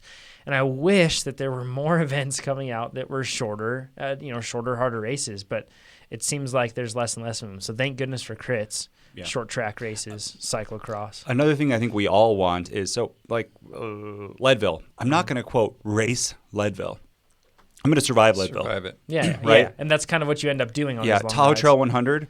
I didn't race it. I was just like... That's all we've done with any of these. I don't know how you race these things. I mean, the amount of training that has to go into it, the amount of time you have to dedicate to it to actually be able to race something that's 4, 5, 6 hours long. It's pretty hard. But it's a big commitment. 90-minute mountain bike race, I can race that. Oh, yeah. And it feels so fun. And also going before, I don't do a big taper. Afterwards, it doesn't kill me for a week. Yeah. So that's just where we're at right now. Yeah. And I brought this question to you guys earlier. So I'm 6'6", 185. Going to this relates to this question. I'm trying to decide if we're going to do crits next year or short stuff. Mm-hmm. Chad's giggling. Should I go down lighter, stay the same, or should I try to 190, 10 pounds of Beef muscle? cake up. Yeah, try to gain pretty much same body fat, but just gain muscle. Mm-hmm. What do you guys think? And then also, I want to know what you guys would change anything about your composition for a season of crits. Crits, mountain bike races. In my case, crit mountain biking, I think my build's suited to criterium, so I don't know that I'd change much. And I'm really digging, I always have strength training. So if I did anything, I might add a little muscle mass, ditch just a little bit of fat, but I wouldn't change much. So very small not for changes. criteriums. I mean, yeah, even stuff that's super pitchy like Nevada City, you still rely largely on power. The strength to weight ratio surprisingly is not that big a factor, even on a course like that. So maybe a 2-pound muscle increase and a 2-pound fat decrease, stay the same weight? Yeah, I don't know that I would really even chase anything. What's your weight? 185. What's your height? 6'2". 6'2". Yeah. John, what about you? I'm 5'10", almost 5'11". Very important to differentiate We'll say there. 5'12". 5'10" and 3/4. Yeah, and then I'm about 147 pounds right now, and race weight would see me somewhere around 140 pounds. But see, that's a potentially very good criterium build, as is mine, as is yours. I mean, that's the flexibility in criterium racing, flat, fast racing. I'd like to put on more muscle on it's for mountain biking especially. I'd like to put on just more strength all throughout my body, because I think that I'm 31 now, and which isn't obviously old by the grand scheme of things, but at the same time, I noticed that I don't recover quite as well. Crashes tend to hurt a little more than they did when I was 20 years old. Heck, even just a few years ago, it's different. And I think that, especially for you, Nate, you crash as well, more frequently, I would say, than I do. And True. In this scenario, I think that it's important to make sure that you are doing strength training and you have strong joints, strong muscles, strong connective tissue, everything else, because when we're looking at these sort of races, they are a bit more aggressive. And if you do have a crash, you don't want to be knocked out for the season because of a silly crash. So that's where I'm leaning. So would you then try to get the body fat of 140 and maybe stay at 145 if you gain muscle? Or do you say you want to go to 140 and gain muscle? I've been to where I feel like is an ideal before, and basically I could lose a decent amount of fat right now, and I could drop down probably 5 pounds of fat pretty easily. And if I retained any sort of strength, I might be a little higher than 140, but that's okay. Yeah, I'm fine with it. So, yeah, I'm not chasing anything specific with that as much as I'm not going to go and take DEXA scans to measure that out. But at the very same token, I will be trying to put on more or just be more functionally strong across the board. So I think that really helps. Yeah. Even with crit racing especially. It's a very physical sport, very physical cycling discipline. Yep. Yeah. You? What are you thinking? I don't know. It's easiest is just to stay the same. Yeah. Right? Not make a big change either way. Yeah. Part of me, my wife would love it if I went to 195. Yeah. Got a little stronger. Yeah. It would be hard to gain 10 pounds of muscle with my legs. Yeah. Honestly, I think you're in the same boat I am. Whereas if you just pursue your physical improvements. You're training, and don't worry so much about the body composition. Your body will kind of take the shape that's necessary to excel at this brand of racing. I'm thinking maybe a good thing would be like 2 days a week weightlifting, 4 days a week structured That's training. what I do. Yep. And just my body will automatically be a crit. You can do a heck of a lot on 2 days a week training, especially if you feed yourself. And I think the point you're getting at, Nate, is that you're not going to obsess over getting extremely light in terms of the number of your weight as much as you want. You're okay with having a little bit extra. I get stronger. It's my problem is, and probably other people, I don't know if other people have this too, but I go back and forth. I say 1 week I want to be heavier and stronger, and the next week, then I start to see the scale go up, and I go, my power hasn't gone up yet, even though it's only been 3 days. Right. And then I want to then lose weight, and I end up in this like seesaw thing that does not help me. Consummate micromanager. Indeed. Yeah, exactly. You're too heavy, you're too light, you're too heavy, you're too light. Yep. Let's go into Jerry's question. He says, after a busy schedule, I finally caught up on listening to your great podcast. And one of the recent podcasts, you again talked about hydration. I may have misinterpreted Chad's comments, but it seemed to me that he said that water with either a pinch of salt or sugar, not necessarily both together, would hydrate better than just plain water. That raised a question in my mind about the hydration benefit of various sweet drinks. My wife is from the South and makes great sweet tea. Would that be a good hydration drink since it contains sugar? Of course, Southern sweet tea contains a lot of sugar, so I often make it with a quarter of the sugar to cut down on calories from refined sugars. Would that be better? Thanks for all the great information. Jerry, do you want to be fat? Because this is how people become fat. That's no lie. Yeah. So first off, let's differentiate between hydrating when not exercising and hydrating when exercising. So if you're just talking about hydrating throughout the day, plain water will probably do it because you're getting sodium elsewhere. And this, in both cases, boils down to sodium balance. When you disrupt that sodium balance, for instance, dehydrating yourself a bit, you lose a little water, the sodium concentration in your blood goes up, triggers the thirst mechanism, and you drink more water, brings it back into balance. You have restored sodium balance.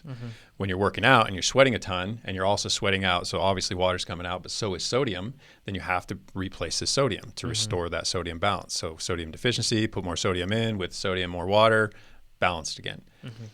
Obviously much tougher to do in hot conditions and or high performance, but they're very different situations. So I'm only talking about in the performance context: training, racing, competing, events, whatever. So you're telling me when I sit at my desk all day, I shouldn't be drinking Gatorade to stay hydrated? Probably not. Yeah. That goes back to timing your carbohydrate intake, earning your carbs. Yeah. You're not earning those carbs. I've seen people talk about this Totally. a few times. They're like, I gotta hydrate. Week before the race, they just pound Gatorade. And You don't need and then let's move on to the sweet aspect of it. Yeah. That's what boils down. We're going to boil that down to the osmolality, so that the solute content, so the what's in the water, what's all the things floating around. And in the case of sugar and sodium, these are both desirable, but in proper concentrations.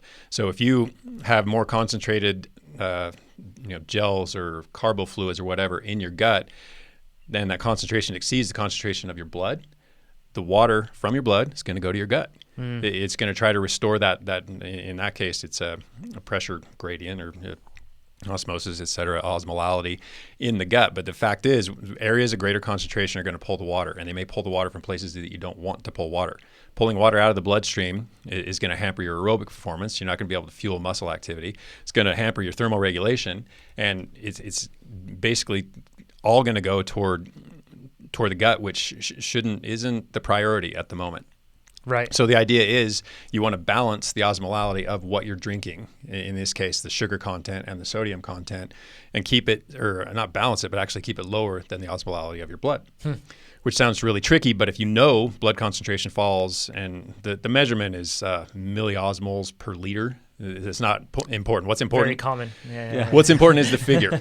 Blood concentration falls between 275 295. So if you're taking in a drink that has a higher concentration than that, you're going to pull blood to the gut, which you're going to get sloshing, you're going to get bloating, you're going to get eventual probably diarrhea, all the things that you don't want in a race scenario. So it's really important that you're not saturating, or you're not using a too concentrated carbohydrate drink or gel or whatever. You have to even those things out. Does that make sense? Yeah. Totally. This is kind of derailed there for a second. No, you probably all these lights are going on when you talk about Dr. Sim's company Osmo. Yeah. They're like, That's what Osmo means. Yeah, Yes. exactly. There's a point. Sims Yeah. and Lim, those are your two names. Alan Lim at Scratch, Stacy Sims at Osmo. Huge, incredible resources when it comes to hydration and a number of other matters relevant to training, nutrition, and hydration. So this, I don't, Chad, stop me if I'm derailing on this, okay? Sure.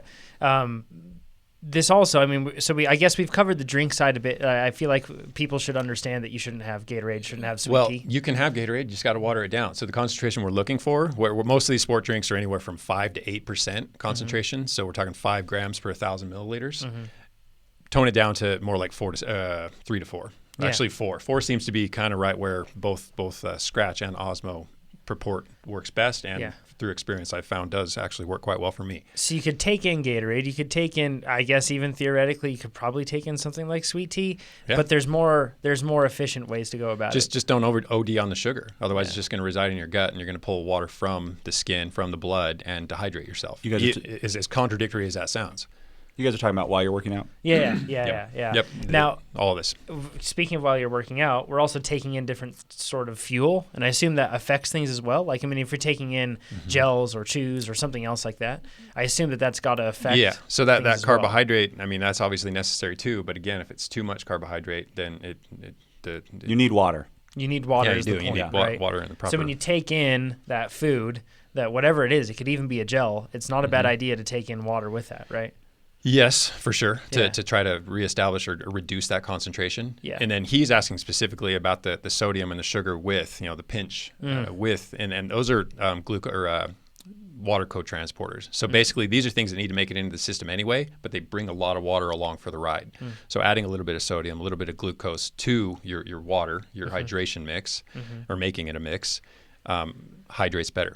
Yeah. So makes sense. And that's Science and Sport has their isotonic gels. That doesn't disrupt that concentration gradient. Exactly. So that's the idea of that is you don't need any extra water to digest the carbohydrates. And the packets are bigger. Yeah. But super watery. Yeah, exactly. Makes really sense. easy to take down. Super easy to drink. It actually makes it like easier to take down. Yeah, it doesn't leave like a film in your mouth where it's like that's the only gel that doesn't upset my stomach. It's the only one. Yeah, chocolate frosting is a good example. Yeah. Or that's Nutella. That's what you feel like with a lot of them. And you then need like a half a bottle of water to make that. It's frustrating. The proper concentration. I think that's why. I mean, that's one of the reasons why all of us, once we started trying those gels, and we don't. There's zero. Like it's not like Science and Sport sponsors the podcast. It's just what we've tried out and all the other ones, and we like it. They have sent us some free ones, but I've also bought at retail, and they don't have a pro deal. Yeah, I know. Should give us pro deal, but give us a pro deal, industry deal, right? Yeah. So I guess Chad, is there anything else that you want to cover on this one? There's so many directions we can take it. So I guess it kind of ties in. He didn't mention the intensity of his workouts, but this goes back to the topic we were talking about earlier. If you're not working hard, you probably don't need a bunch of sugar. Yeah. So these people who get on the bike for an hour-long aerobic ride and they drink a bottle of Gatorade over the course of it, they're really just burning fat while they work and taking that carbohydrate and pushing it back to the fat source they're trying to get rid of. So the example that we talked about this before the podcast, the Grand Tour riders on the very like going back to Froome on his attack at the Giro, you looked at what he ate that day. Earlier he was doing rice cakes, but then he did like gels and bottles. It very like the sciencey, quick digesting stuff. Yeah. But then on other days when it's flat and easy, you see them eating sandwiches and more rice cakes and more regular food because they're not. It's really hard to eat pure that sugar science stuff. It's palate fatigue. Yeah, for 21 days. Yeah, totally. For 5-6 hours a day. Imagine? I mean, even after like one long ride and you just eat, a lot of this sugary stuff. If you go to the bike shop or something like that the next day, the last thing you want to look at is that shelf with all the different, the gels and everything. I can't think of how many products I can't eat anymore because I mean that palate fatigue isn't like just over the course of a ride. It sticks. There's so many things I simply can't eat anymore. I'd rather go without. Yeah, because you've done too many of them, right? Yeah. So the idea too is you can take that on your easier rides, as you could eat some real food. It's actually less expensive and it's probably better for you. I mean, if you're not going very glycolytic, you don't need to do. We talked about Alan Lim. He's got is that his book? The portables. Yep. Yeah, it's awesome. Yeah, a couple of different ones. So many great recipes. Honestly, it's going to be hard to if you make those. It's hard to not just eat them. They're actually good just as snacks. Yeah. The only thing that I have is it's not convenient to make them.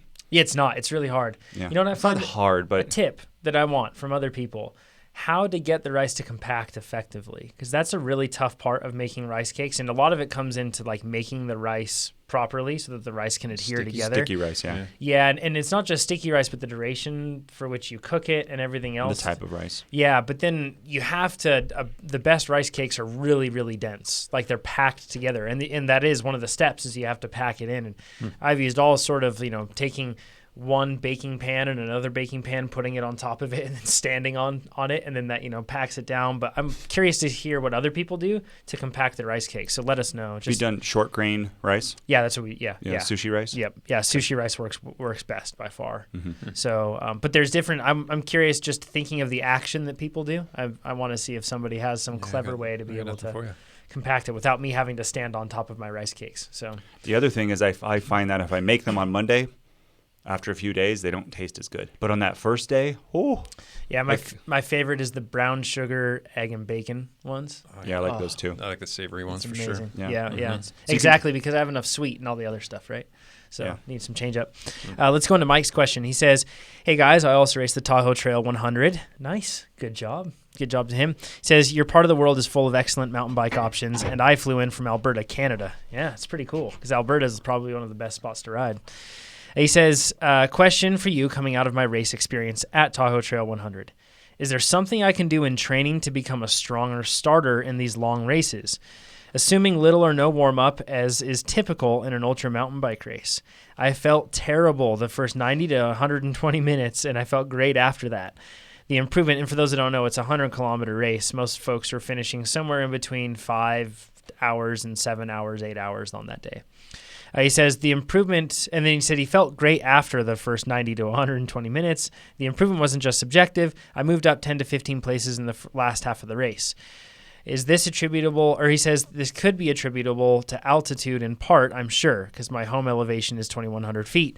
But I start the same way even at lower elevations. Any suggestions? Just sounds like you paced well, Mike. Yeah, like, that's interesting that you said, it wasn't just subjective and moved up 10 to 15 places. Yeah, but perhaps there's some misunderstanding still wrapped around that because you, starting easy, may have benefited. In fact, you mentioned, Nate, that you got stuck behind people in the race, but it may have benefited you. It absolutely benefited me. Yeah, exactly, right? Absolutely. Yeah. It's kind of terrifying to watch the pack go away from you, and especially if you're going into it, if you have single track that's long and uninterrupted, then sometimes you have to burn some matches to get into the right position. But in a race like this where you have plenty of passing opportunities along the course, it's perhaps not as critical. And I think this is actually a spot where a ton of mountain bikers, especially mountain bikers, they all start extremely hard. And, if you're doing an XCO race, a short one, then it's different. But when you're talking about these marathon races, I feel like they start way, way, way too hard. Yeah, on this race too, there's you start with a 30-minute climb. Yeah. And I have a power meter. So at the beginning of the climb, I go into my 270 watts or something I was going to do for that part of the climb. It's at 7,000 feet, so it's a little, Yeah, and it's a long 5 days, or 5 days, 5 hours. 5 hours and 27 minutes. Felt like 5 days, I'm sure, at times, yeah. So the beginning, I'm doing that. Everybody is passing me. Everyone is just shooting by me left and right. They're going so hard. 7-year-old blows by you. Yep. And then after 30 minutes climb, 15 minutes into it, I am suddenly the one, still at 270, opposite, passing everybody. Yeah. So one thing that happens, just to your point, Jonathan, is everyone starts out so hard. You don't have a power meter. You think it feels easy. Yep. You go a little bit anaerobic, and then the rest of that climb, 25 minutes, do a TrainerRoad workout. Start for the first 3 minutes going super hard, and then try to settle in. You feel terrible for a while. Awful. Yeah, right. You just have to work through it too until your body which is really hard with mountain biking because you don't get the consistent times of rest or drafting that you get with road. Yep. It's just whatever the terrain throws at you. I remember in Carson City off-road when we started and everybody was going insanely hard. Same thing. Noah Sears, super fast racer, and he also runs the marketing show over there at MRP, Mountain Racing Products. And the dude knows his stuff, right? And we're climbing up that climb, and he looks over at me and he yells like, "Doesn't anyone have a power meter?" Like, he was like so upset, right? Because everyone was going so hard. Did he say, "This is not sustainable"? Yeah, this is not sustainable. See, the thing is, there are riders who can go out that hard and hold it for the course of the race winners. I mean, the guys who finish top 5, top 10 can it's their do sweet it. spot. But exactly. But everybody else gets lashed or tags along for that same ride, like suddenly their capabilities just skyrocketed overnight. Sorry, that's not how it works. It's not how it works. Exactly right. Yeah. The other thing that Mike said is about, typically people don't warm up for the marathon stuff, but you're starting with a 30-minute climb. I was spinning around and getting my legs warmed up for 10, 15 minutes because it started. I knew I was going to start at that sweet spot level for a long time. So you absolutely should warm up before a marathon mountain bike race in every scenario. Only thing I can think of is if you roll out for like 10 miles on a flat. You know what? In a pack. Even then, like for the folks that are going to be racing the new Epic Rides race, the Oz Trails Off-Road, the first, I think 5 miles might be. 5 miles is either paved or dirt road, like big wide open dirt road. There's some undulations in there. And I guarantee you people are going to think that it's going to be an easy rollout because of that, but it won't be. It's going to be an absolute hammer fest because it's the start of a mountain bike race. The only time it's an easy rollout is when they neutralize it with a pace car. They put a car in front of it and you can't go past that car, and that car sets the pace. That's the only time it rolls out easy. Yeah, and a lead out by a car or a vehicle does not necessarily mean a controlled one. Because at Carson City Off-Road, we had I think it was 4 police officers on motorcycles in a car, and they look behind them and they see bicycles right on their tires. They're like, "Oh, we need to go faster. We need to go faster." So they're going they're going 25, at the beginning of this thing, and it was so motor hard. pacing. Yeah. So it's like you said, the pace has to be controlled, and that's the only way that it's going to be easy. So yeah, it's definitely something, but let's just assume that you are trying to, I guess, that you're trying to be able to start races hard. That's like a goal of yours. And if you're doing XCO racing, short track, cyclocross, this is something that you need. Criteriums, I think it's a thing that you should definitely have this arrow in your quiver. We're really talking about repeatability or your ability to recover quickly after a hard effort, right? Yep, which is basically a matter of aerobic fitness. So all the regeneration in terms of energy supply that happens when you go over your functional threshold happens aerobically. So the more robust your aerobic system is, the more aerobically adapted you are, the more quickly you regenerate all those energy stores. Yeah. Too, for Mike, a piece of this happens at lower elevation, but isn't this stuff exaggerated at 7,000 feet? Oh, yeah, of course it is. Dramatically. Yeah. So dramatically. That's why you see the recent cross-country World Cup that just happened over in Andorra. So that's very high elevation. I think that they were racing around 7,000 to 8,000 feet, roughly in there. The race was, they were riding hard, but you didn't see nearly as many attacks. And it was almost like the pace was controlled and consistent. They were governed. Yeah, it was just, everyone was pinned, but if you think of a motorcycle and a little kid's motorcycle, you actually turn a little screw in, and it makes it so that they can't turn the throttle very far. Yeah. Right? And it's, when you go up in elevation, you're basically just turning that screw in so you can't turn it as far. So you have to, and one thing that you can do in this scenario is you can rely on the fact that people are going to let emotions get ahead of them, and they'll totally disregard the fact that at elevation they won't be able to recover as quick from a hard effort like that. And if you do that, it's going to pay off in your favor. But working on that sort of repeatability, like you said, like the cross-country Olympic plan we have, even the cross-country marathon plan focuses some on that stuff. If you look at the cyclocross plan, the gravity plan, all of those plans, the criterium plan, you'll see a lot of stuff where you're doing a really hard effort, settling in, perhaps settling in close to threshold at times, and then doing more hard efforts, and you repeat those. And that sort of fitness that comes from that, it's really fun to play with because you can really be a thorn in people's sides. Yeah. And then it makes you very specific to the type of racing, but aggressive racing in particular.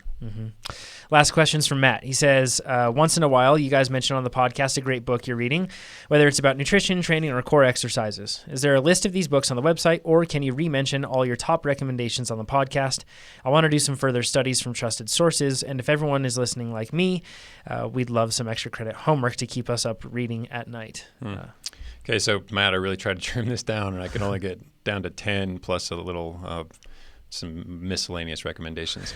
On the nutrition side, the books I probably consult the most are Jason Fung's The Obesity Code and John Ivey's Nutrient Timing. both chock full of really useful stuff.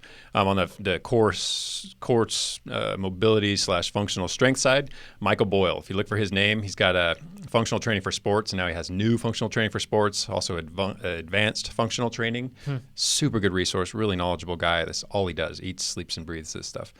Kelly Starrett, Becoming a Supple Leopard. He is the resource on mobility. That guy knows, he's a very accomplished physical therapist and really well known in the world of both CrossFit but also mobility. Can I add something to that really quick? So number one, you turned me on to Kelly's stuff. It's awesome. You can go onto YouTube as well and see a lot of really great videos from him.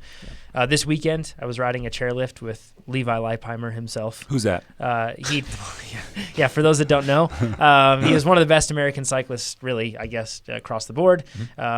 Raced, with Lance, raced with Quick Step, everything else in that era. But he went through a massive, a very traumatic injury to his leg 2 years ago, I think now, backcountry skiing. Worst nightmare, going under the powder. There was a tree just underneath the surface of the snow sideways, and his ankle hit it. Yeah, I remember that. Can you imagine that? Going fast, not seeing it. Leg swept basically at the ankle. Anyways, really bad. But he actually worked with Kelly a lot. First, worked with him, and I was talking to him to get a fix on what the guy's actually like, because I really like his stuff. And the guy, he said, absolutely incredible resource, but really good to work with and totally understands the demands of cycling. So when he you makes look it at relatable and practical too. He makes you your own physical therapist to some extent. He does. And when you look at his stuff, a lot of the time you come across these different people that share these tips, and it's really contextually applied to a specific type of person, like bodybuilders or soccer players or something else like that. But I feel like Kelly's stuff is very broad. In other words, they're principle based, and they're principles that you can apply to your context. And Levi confirmed that too. So I agree. Love that book. Sorry, continue. Fine. So when it comes to the really sciencey or the more sciencey side, Metabolism at a Glance by J.G. Salway. That's Salway. Super in depth. Really tough way to go about it, but if you're up for the challenge, you can learn a heck of a lot. Then the dummies books. It's funny. Metabolism at a glance. Yeah, right. Well, it's because it's very pictorial. So big images that really break it down. It's funny. So nice. at a glance. The easy way for all of you people in chat's this is deep. No way quick. I'm 5 pages into it, and it's taken me months to get that far. The dummies books, both molecular and cell biology and anatomy and physiology, I hit those all the time because they are the best review. Those guys are so good at making information just simple and straightforward. Nice. And they don't dumb it down. There's plenty of learning to be done there. On the mental side of things, we've talked a number of times about Matt Fitzgerald's How Bad Do You Want It? Super good book. And then Alex Hutchinson, his new book called Endure is absolutely worth a read. If you read like that. Matt's book or even interested in sports psychology, then and the lighter side of sports psychology, both excellent books. Nice. My go-tos for basically interval-based training are twofold. It's Joe Friel and Jim Vance did a book called Triathlon Science. A lot of good information in there, a lot of contributors. And then obviously Andy Coggan, Hunter Allen's Training and Racing with Power Meter is a go-to resource. I think it's been utilized more times than I can imagine. And then if you really, really, really want to get lost in the weeds, look to the Russians. And I know they're not all Russians, but you got Vladimir Issarin, Anatoly Bondarchuk, Verkhoshansky, Matveyev, who we credit Bompa with periodization. It really goes back to Matveyev. But either way, look at for any of those names. Just Google them, read about them on Wikipedia, pick up one of their books if you really want to suffer. I mean, it's hard stuff to make sense of, but when you do, there's a lot of information to be gleaned. Do I have to learn Russian? No Russian, but it doesn't Google translate. Honestly, the English translations aren't as slick as I'd hope they'd be. Yeah. They make you work for it. Yeah. So I'm sure a lot of you were thinking, dear me, I didn't get a chance to write all this down. So no worries. We'll have this up on blog.trainerroad.com. We have actually a blog post with your list of books that you were enjoying and reading At that time. And we're going to update it with, we'll still keep the previous ones, and then we'll add these ones to it. So look for that soon on blog.trainerroad.com. For those of you joining us live on the podcast right now, stick with us. We'll answer the questions you've submitted while you are listening to this podcast. For those that are just joining us through whatever podcast app you're listening to, thank you. You can submit your training questions at trainerroad.com/podcast. You can check out and I guess assimilate with other listeners of the podcast at the Ask a Cycling Coach podcast Facebook group. If you've enjoyed what you've heard, please leave a review. If you want to learn more about TrainerRoad and what we do here, you can go to trainerroad.com. We'll talk to you all next week. Thanks, everybody. Thanks, everybody. Bye-bye. Andrew says, right into we it. we didn't talk about it, but burning fat doing fasted workouts. Oh yeah. Yeah, of course. I didn't even think about that. Yes, that's an awesome way. Yep. He went from 6'5", he was 211, 22% body fat. Now he's 159?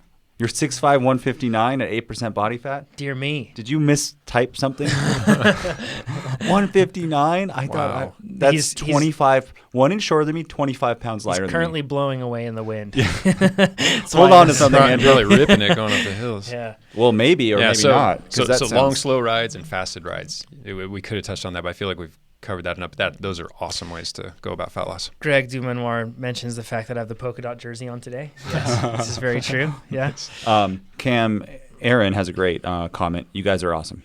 That's it. Nice. More of those comments, right? Yeah. Let's see. Chad mentioned the timing of carb intake. How long is the recommended window post-workout where a large meal is best utilized without converting to fat? I don't know if it's so much about fat conversion as glycogen replenishment. So we're more glycogen sensitive directly after a workout. So a lot of people put it at about 30 minutes. That's when it's easiest for us to restore those glycogen resources in the muscle. But we've also talked a few times about the studies that have shown that really the time course over which you replenish them can be up to the entire day. You don't have to do it in that window. If you miss that window, that's not your only opportunity to replenish glycogen. Right. You can do it over the course of the rest of the day. But if you have a workout or anything later on that day, you're doing 2-a-days, or for whatever reason you need to recharge quickly, that 30-minute window becomes crucially important. Yep. Yeah, absolutely. If you want to optimize, sure. For something that day, really. Yep. Yeah. Question for both of you guys. Do you guys have any, from James, do you have any YouTube videos for quality race analysis tutorials? Is there, someone said they really liking what you're doing, Jonathan, but is there anyone else out there that you guys have seen? I was going to say, is this like the highest tee I've ever hit from right now or what? So there's ours, TrainerRoad, or youtube.com/TrainerRoad. We're going to be doing more of them. Yep. Oh, yeah, lots of them. Cycling Maven, he's done one that I really liked. I think he's done others too, but one that sticks out in my mind. You can check that out. If you look up like Cycling Maven, then look up GoPro. I'm sure you'll see it there. He's a TrainerRoad user and an awesome guy. His name is Mark Ferguson. You'll probably fall in love with the guy once you start watching his videos. Just a really good guy. This isn't really GoPro footage, but how the race was won. That's one that you can look at, like different races. It used to be very regular, less common these days, but basically it's where a guy breaks down the different moves that were decisive in a race. It's helpful, but a lot of the time I think that like a lot of it it's done with just a purely retrospective perspective, or I guess I should say like backward looking, obviously it makes sense that you see it there, but and the tone with which perhaps it's delivered at times makes it seem like the other moves that people tried were very foolish. But the fact is with racing, sometimes you do have to try things and they won't work out. And that is a success. Like that's you doing the right thing. So that one, you have to keep a big grain of salt, but it can be helpful at least to look at how a race unfolded. Other than that, honestly, one of the best things, I know this isn't like first person stuff, but I love watching the Red Bull TV broadcast the World Cup cross-country races, and you can learn so much in terms of tactics, like psychological tactics. We're not talking as much about drafting, but psychological tactics and watching those races. And that doesn't just apply to mountain biking. Because of the narration or just watching the So the racers? narration's great. Bart Brenchens is a past Olympian and just a huge source of knowledge, and he has great commentary. Rob Warner keeps it very light and fun. But what you get to see is, the world's best in a time right now where I feel like some of the best mountain biking that we've ever seen. So you get to see these riders just really like slugging it out, and especially in the women's races. Like you get to see a ton of cards laid out on the table, which are tactics. You don't see a lot, obviously drafting doesn't come to play, but you get to see, man, that was a bad time to attack and this is why. And that can translate to everything. So that's what I look at least. Do you have any? No. No, neither do I. Cool. This question for Chad. Does taking gels and chews on the bike during intensity spare fat burning? Spare it? It's still going As to be in, a like, question. stop it, maybe, is what you're saying? Spare fat burning? I'm thinking this person's asking, well, if I take some chews and does gels. it like turn off? Yeah, the exactly. pulses? Yeah, not exactly. I mean, it's still intensity contingent. So if you're working really hard, most of your energy is going to be derived from glycolytic resources, you know, the gels you're taking in and whatnot. There is still some fat metabolism going on, but it's kind of taking a back seat, a way back seat if you're really going after it. But there's still, even when they do gas exchange tests and they measure RER and they get a 1.0 and they say that's 100% carbohydrate, even then fat metabolism is still taking place. There's bicarbonate buffering that kicks off extra CO and bumps up that value to the 1.0, but fat metabolism is still taking place at all times. So to some extent, it's still there. Neil might be talking about, I do an early morning ride, not eating, without any carbohydrate at all. If I take something in, does it shift? Yeah. Same thing, same answer. Yeah.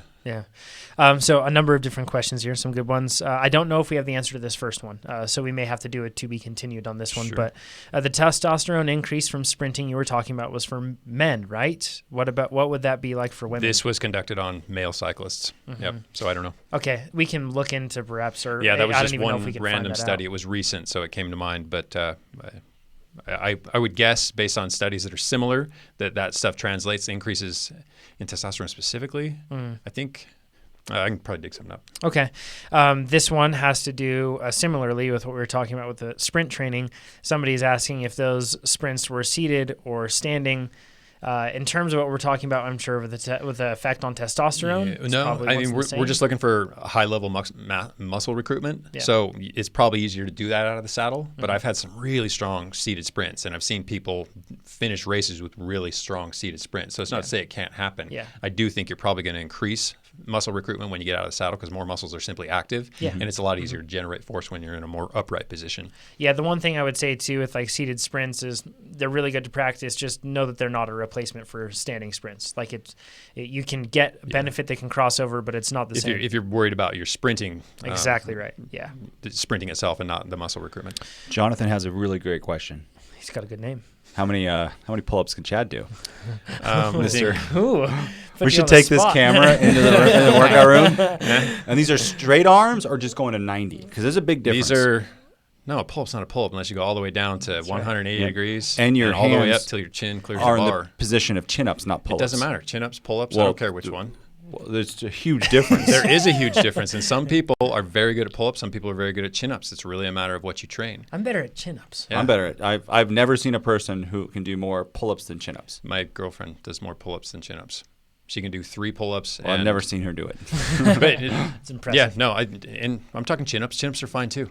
Yeah. Whatever. Yeah. I want your hands on the bar and I want your chin above the bar, He's and then I want you to come all the way down. He's thinking 18. Of the number. 18. You can do 18. I'm on. I have a mission to be able to do 20. That was always a CrossFit goal back in the day. That the legit guys could do 20 strict pull-ups. Well, should this be a video in the Ask a Cycling Coach podcast Facebook group? live. I'll take the challenge. That's okay. It would motivate me to actually get there.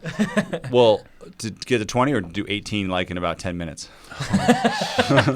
We can go see. I haven't lifted in 2 weeks. It's all been house, but it's probably mostly still there. To this point, though, when I was doing triathlon, I found my swim was the best when I could do 20 pull-ups. Right now, I can't do 20 pull-ups. But and Greg Romali also, he said 20 pull-ups, great swimming. I think I can do 20 is a benchmark for a lot of sports. I think I can do 7 pull-ups and 9 or 10 chin-ups, I think. How many days? How many days? What do you mean? To do those. 1 per day. Oh, man, your faith in me is so low. Oh, man, that's rough. Let's look at this question. Great show as usual, guys. Here's a question. Can you train lactate threshold buffering to faster clear it out? So this is, I guess, I bet that this question is coming from another podcast that a person listened to recently. That's what aerobic conditioning is. So when you work anaerobically and you generate that byproduct, that excess lactate that can't be processed, that can't be the pyruvate that's basically getting rejected from the aerobic system, and it makes it back into the bloodstream and goes through the liver, is reconverted to glucose, back in that whole Cori cycle. That is eventually the outcome is back to the aerobic system. So the stronger your aerobic system is, the more lactate you can tolerate, and then the more lactate you can clear. Yep. So basically aerobic training, all the ways we train or try to condition ourselves to do more work aerobically will improve how much lactate you can process and how quickly you can clear the excess. Yeah, which is basically the same thing. And this is really what matters when you're talking about lactate in many respects, as far as like how much lactate you can, like, we got that tested. I was off the charts high. That doesn't mean that I'm more fit or anything else than anybody else. So, but the more aerobically fit you become, the more lactate you can tolerate at the same power outputs. So or the more power output you can do at the same lactate levels. Yes. Kind of the same thing. Exactly. And I guess the way that you train this is, like we talked about repeatability earlier. It's putting yourself in the situation where you build up a bunch of it. That's one way. You recover. There's a lot of ways. You can train the aerobic system with long, slow distance. You can train it with sprint intensity. You can train it with what you just described. There's so many ways to skin that cat. Mm-hmm. Jake asked a great question. This is for you, Jonathan. Oh boy. He wants Is it about hair? more. Most short stuff is local. I'd like to see some crits that are recorded, overlay the power and heart rate strats, and then dissect them on Ask a Cycling Coach. Well then, that's the tall T. If you go over to our YouTube channel, you can go to youtube.com/TrainerRoad. We've done that very thing. That very thing with Yes. a couple crits, a road race, And a time time trial. We're going to have more of them. We're going to have some mountain bike stuff too. Ooh. We might, I have to clear this with my doctor because I'm signed up for an enduro race. I have to clear it with him first, but if I do, then we'll also have some footage of an enduro race, which could be interesting. The multi-line footage? No, this would be actually a race. So this is the California Enduro Series at North Star, which is going to be an EWS race next year. Whoa. Yeah. So they'll have new trails. But anyways, it could be interesting to see that, to see all the different sprints, and you'll be able to hear me breathing like a dog. So, but yeah, that's we usually don't have any sound while you're racing. I know. So is this going to be your commentary? Yeah. You get excited. No. I feel like sound when you're with a mountain bike is perhaps a little bit more appropriate to have because you can hear changing in traction, that sort of stuff. Yeah. It is all contextually appropriate. Whereas with the road bike, you're just pedaling. You can't hear much, Not quite as important. Let's see here. Oh, here's a good question. With weight training, is the idea upper body day, lower body day a thing, or is a full body functional workout repeated twice a week better? I guess this is in the terms of cycling. Yes, yeah. So in that context, I would try to lump it together and minimize how many times I was in the gym. And then the 2 times a day, you can do a heck of a lot with 40 or 50 minutes if you make it all compound movements, integrated movements, functional movements. Let's say twice a week. That's what I meant. Sorry. Yeah. No, twice a day. Yeah. Twice a week is plenty. Yeah. So Chad does you can do 18 pull-ups. Twice. So no lie. Twice a week. It does 9 in not the morning, take much. 9 in the afternoon. That's what I do. Just gotta do it right. Let's see. A test for cyclist. Oh, somebody mentions that Sims is at noon hydration now. Yep. Yeah. Osmo was sold off and then repurchased. Yeah.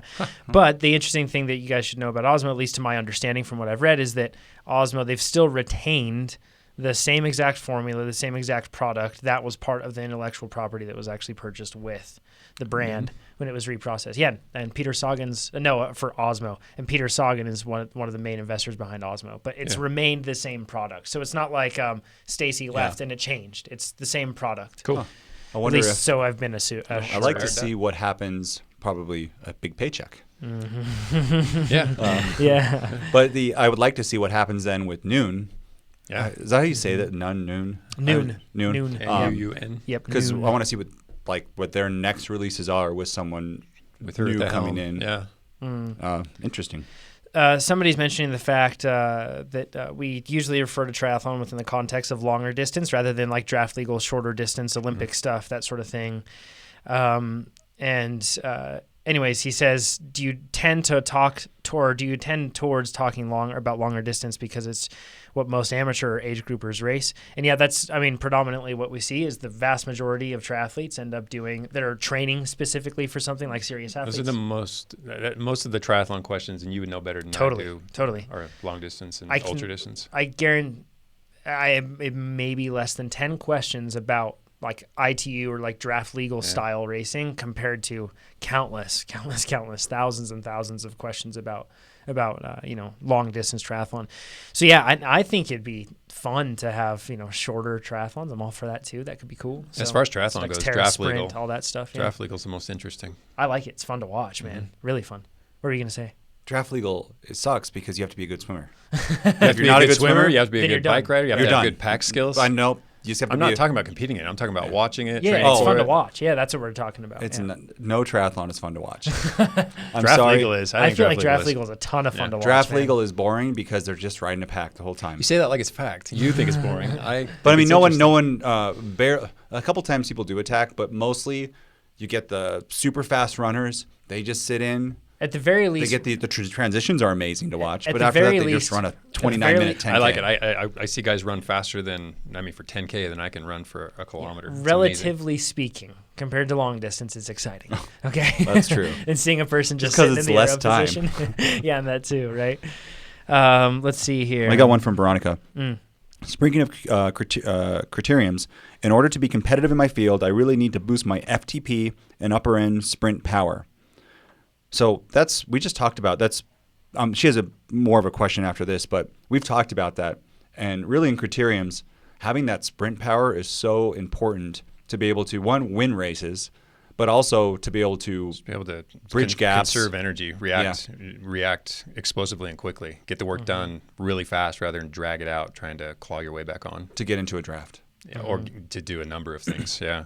Do you have another thing? Besides following the base build specialty plan, what will help me in those areas? Also, should I plan on ending my specialty portion versus the road crit race season? And here in Minnesota, it starts in early April and wrapping up now. I think that's the question of when should I end my specialty phase in relative to my season. So first off, getting that upper end, besides doing the plans, which are always the FTP. The plans will kind of handle FTP. I mean, so I don't really feel like I need to detail that too much. The upper end, I mean, the plans handle that to a large extent too, but just the sort of thing we were talking about with the stomps, where you recruit, where you work on recruiting a bunch of muscle. You're trying to develop snap. You want a whole bunch of muscle to fire in an instant and be able to close those gaps really quickly. That is something that can be trained on a trainer, but I think the explosive aspect of it is better suited to training outdoors. I agree. Also, so we have you working on something else that's way more exciting that we can't talk about. But once we go back to the 2-week sprint plan, that also could be something she could insert into her training. Absolutely. Yeah, to kind of focus on that. It does a great job. I mean, it does a great job in a lot of respects, but explosive power or high level power is one of them. When to end specialty phase you're for your season. I've carried the specialty phase through a competitive season using the weekday workouts or maybe just the weekend workouts depending on when I'm racing. If I'm doing weeknight races, that just supplants the one of the weekday workouts. Weekend races replace the weekend workouts, but unless you're peaking for a particular event, I wouldn't concern yourself so much with that. I mean, really, you could do weeks 1 through 6 and just start to race from that point forward, cherry picking workouts to insert over the course of the rest of the week. So maintain that whole 2 to 3 times high quality workouts, swapping out a race for one of those workouts. But really, you don't have to. Like I said, unless you're working toward one particular criterion where you want to be fastest and you want to be peaked and tapered and rested and ready to go, I wouldn't worry so much about ending it at all. So our advice is pretty much the specialty phase can be done during your race season, and then just switch them out. And then basically maintain through it. Use your races as one of your workouts. Use your workouts to cover the rest. Yeah. I've got a whole run of questions. Can I run through them? I'm all done. Okay. Somebody was the same person that asked about the draft legal thing said, I submitted a similar question about triathlon, but Jonathan probably ignored it because it was triathlon related. That makes me sad. I don't ignore triathlon related questions. What I have noticed a trend though, that I noticed that the majority of the triathlon related questions tend to be more about, we've jokingly called them the special snowflake questions, where it's like a person with a very individual and complex scenario that doesn't have a lot of relatability or things that we can all learn from. We see many more questions on that side of things from the triathlon side of things. I wish we would get more technical questions on the triathlon side of things about execution. Could be really interesting. So if you are a triathlete and you do have questions about that, please submit them, because we don't, I look at it all the same. It's all across the board. Another one person says, never made rice cakes, but sounds like a burger press might work. That's actually very smart. It's a great idea. We have a burger press at home. It would be great if somebody made a square burger press. I'm going to look for that. Maybe somebody does. And then another question. This one's one for us to chew on for quite a while. I don't think that we'll get to an answer here, but another perspective on the testosterone issue. If Chad's natural level is 600 and Nate's natural level is 200, why is it an unfair advantage to bring Nate's level up to 600? It evens things out, no? No, that's totally like what that is totally the rationale people give themselves. Yes. Jonathan's VO2 max is what was 67 and Yeah. mine is 62. So I should Why be able isn't to it artificially fair? inflate mine. Yeah, why can't I do whatever? It's just we're all different. Basketball. Yes. I am 6 foot. We'll have a slam dunk contest. Yeah, Jonathan's like, why can't I wear John springs on my Stockton should have shoes? been on stilts. But I mean, no, we that's all what are I'm saying. built Yeah, I differently agree. and have different time, and that's why sports so awesome. The point isn't to make But if it. Nate gets to supplement with testosterone, then I get to supplement with testosterone. He comes up to 600 and I go up to 1,000. I mean, that's well, no, that's a But I'm just saying, if we want, yeah, okay. yeah. That's why like in the back to the day where they had the hematocrit, you Yeah. had to be below 51, Yeah. and everyone went to 50.9. But Lance actually had his at Super low hematocrit 37. naturally. Yep, and then So you'd benefit more. Tyler Hamilton was at like 49 naturally. Yeah. So Lance got a bigger benefit It's compared not- to the other people. Numerical values don't necessarily indicate that it's perfectly fair. You know, relative benefit changes as you increase. And something with this too that I just want to cover, and this is kind of getting off topic, but the goal isn't to make it fair. Yeah, it's not fair. Like, sorry, Well, I that's, mean, it's that's simply- racing. The goal is to be the best, but the goal isn't to make it fair. And it's against the rules. It's against Exactly. the rules. The rules are there, and we have to abide them. Yep. This one says, feedback. I asked last week about cycling footwear. I bought new pedals and shoes this week and clipped in for the first time. It really makes the cycling experience so much better. So thanks for the help. Awesome. You're welcome. And then let's see. There's one more. What scroll thing just happened there? There we are. What caveats would you recommend considering when doing fasted workouts with the goal of fat loss, as in how hard can one go and how to fuel the night before? We're not going to go into this one, but I recommend you looking back. If you look up TrainerRoad podcast or Ask the Cycling Coach podcast fasted, you'll see a number of different episodes where we've mentioned fasted training. We've gone into plenty of different things like that. So you can see that there. Yes, and last one. On the pull-up note, should someone be concerned that their max pull-ups have gone from 15 to 1 or 2 since they started focusing on cycling about a year ago? Purely hypothetical question, asking for a friend. Asking for a friend, yeah. And yeah, I would say so. I've Anytime noticed. there's a strength decrease like that, I'd wonder why. I mean, not necessarily going to make you a better cyclist, although with cycling there is a whole lot of pulling on the bars. If you're going to go out and sit on an aero bike and rest your elbows on the pads, maybe it's not as fundamental as it would be for a crit racer or a mountain biker. But I would still be concerned if I saw a strength loss that substantial. It all depends on your goals. Yeah, I'm a lot weaker than I used to be, But but I'm a lot better cyclist now too. Yeah, I think there's a better balance to be struck. I don't think you should have to completely sacrifice all your hard-earned strength benefits just to become a better endurance athlete. Yes, I agree with that. But I was really strong, Chad. I'm sure you were. Somebody says, tell Nate to watch the WTS Bermuda race and then say no one ever breaks away. Awesome. So Okay, I mean, yeah, it happens sometimes, but you gotta name the specific race Yeah, exactly. for You're it to just loaded happen. with Watch this controversial one statements. race. you'll take the 300 other examples to the one is what Yeah, you're saying. and with the people who sometimes they break away because they know they don't have a fast run, Yeah. and then they get caught in a couple K. There are a few questions we weren't able to get to, so apologize, guys. But please join us next week.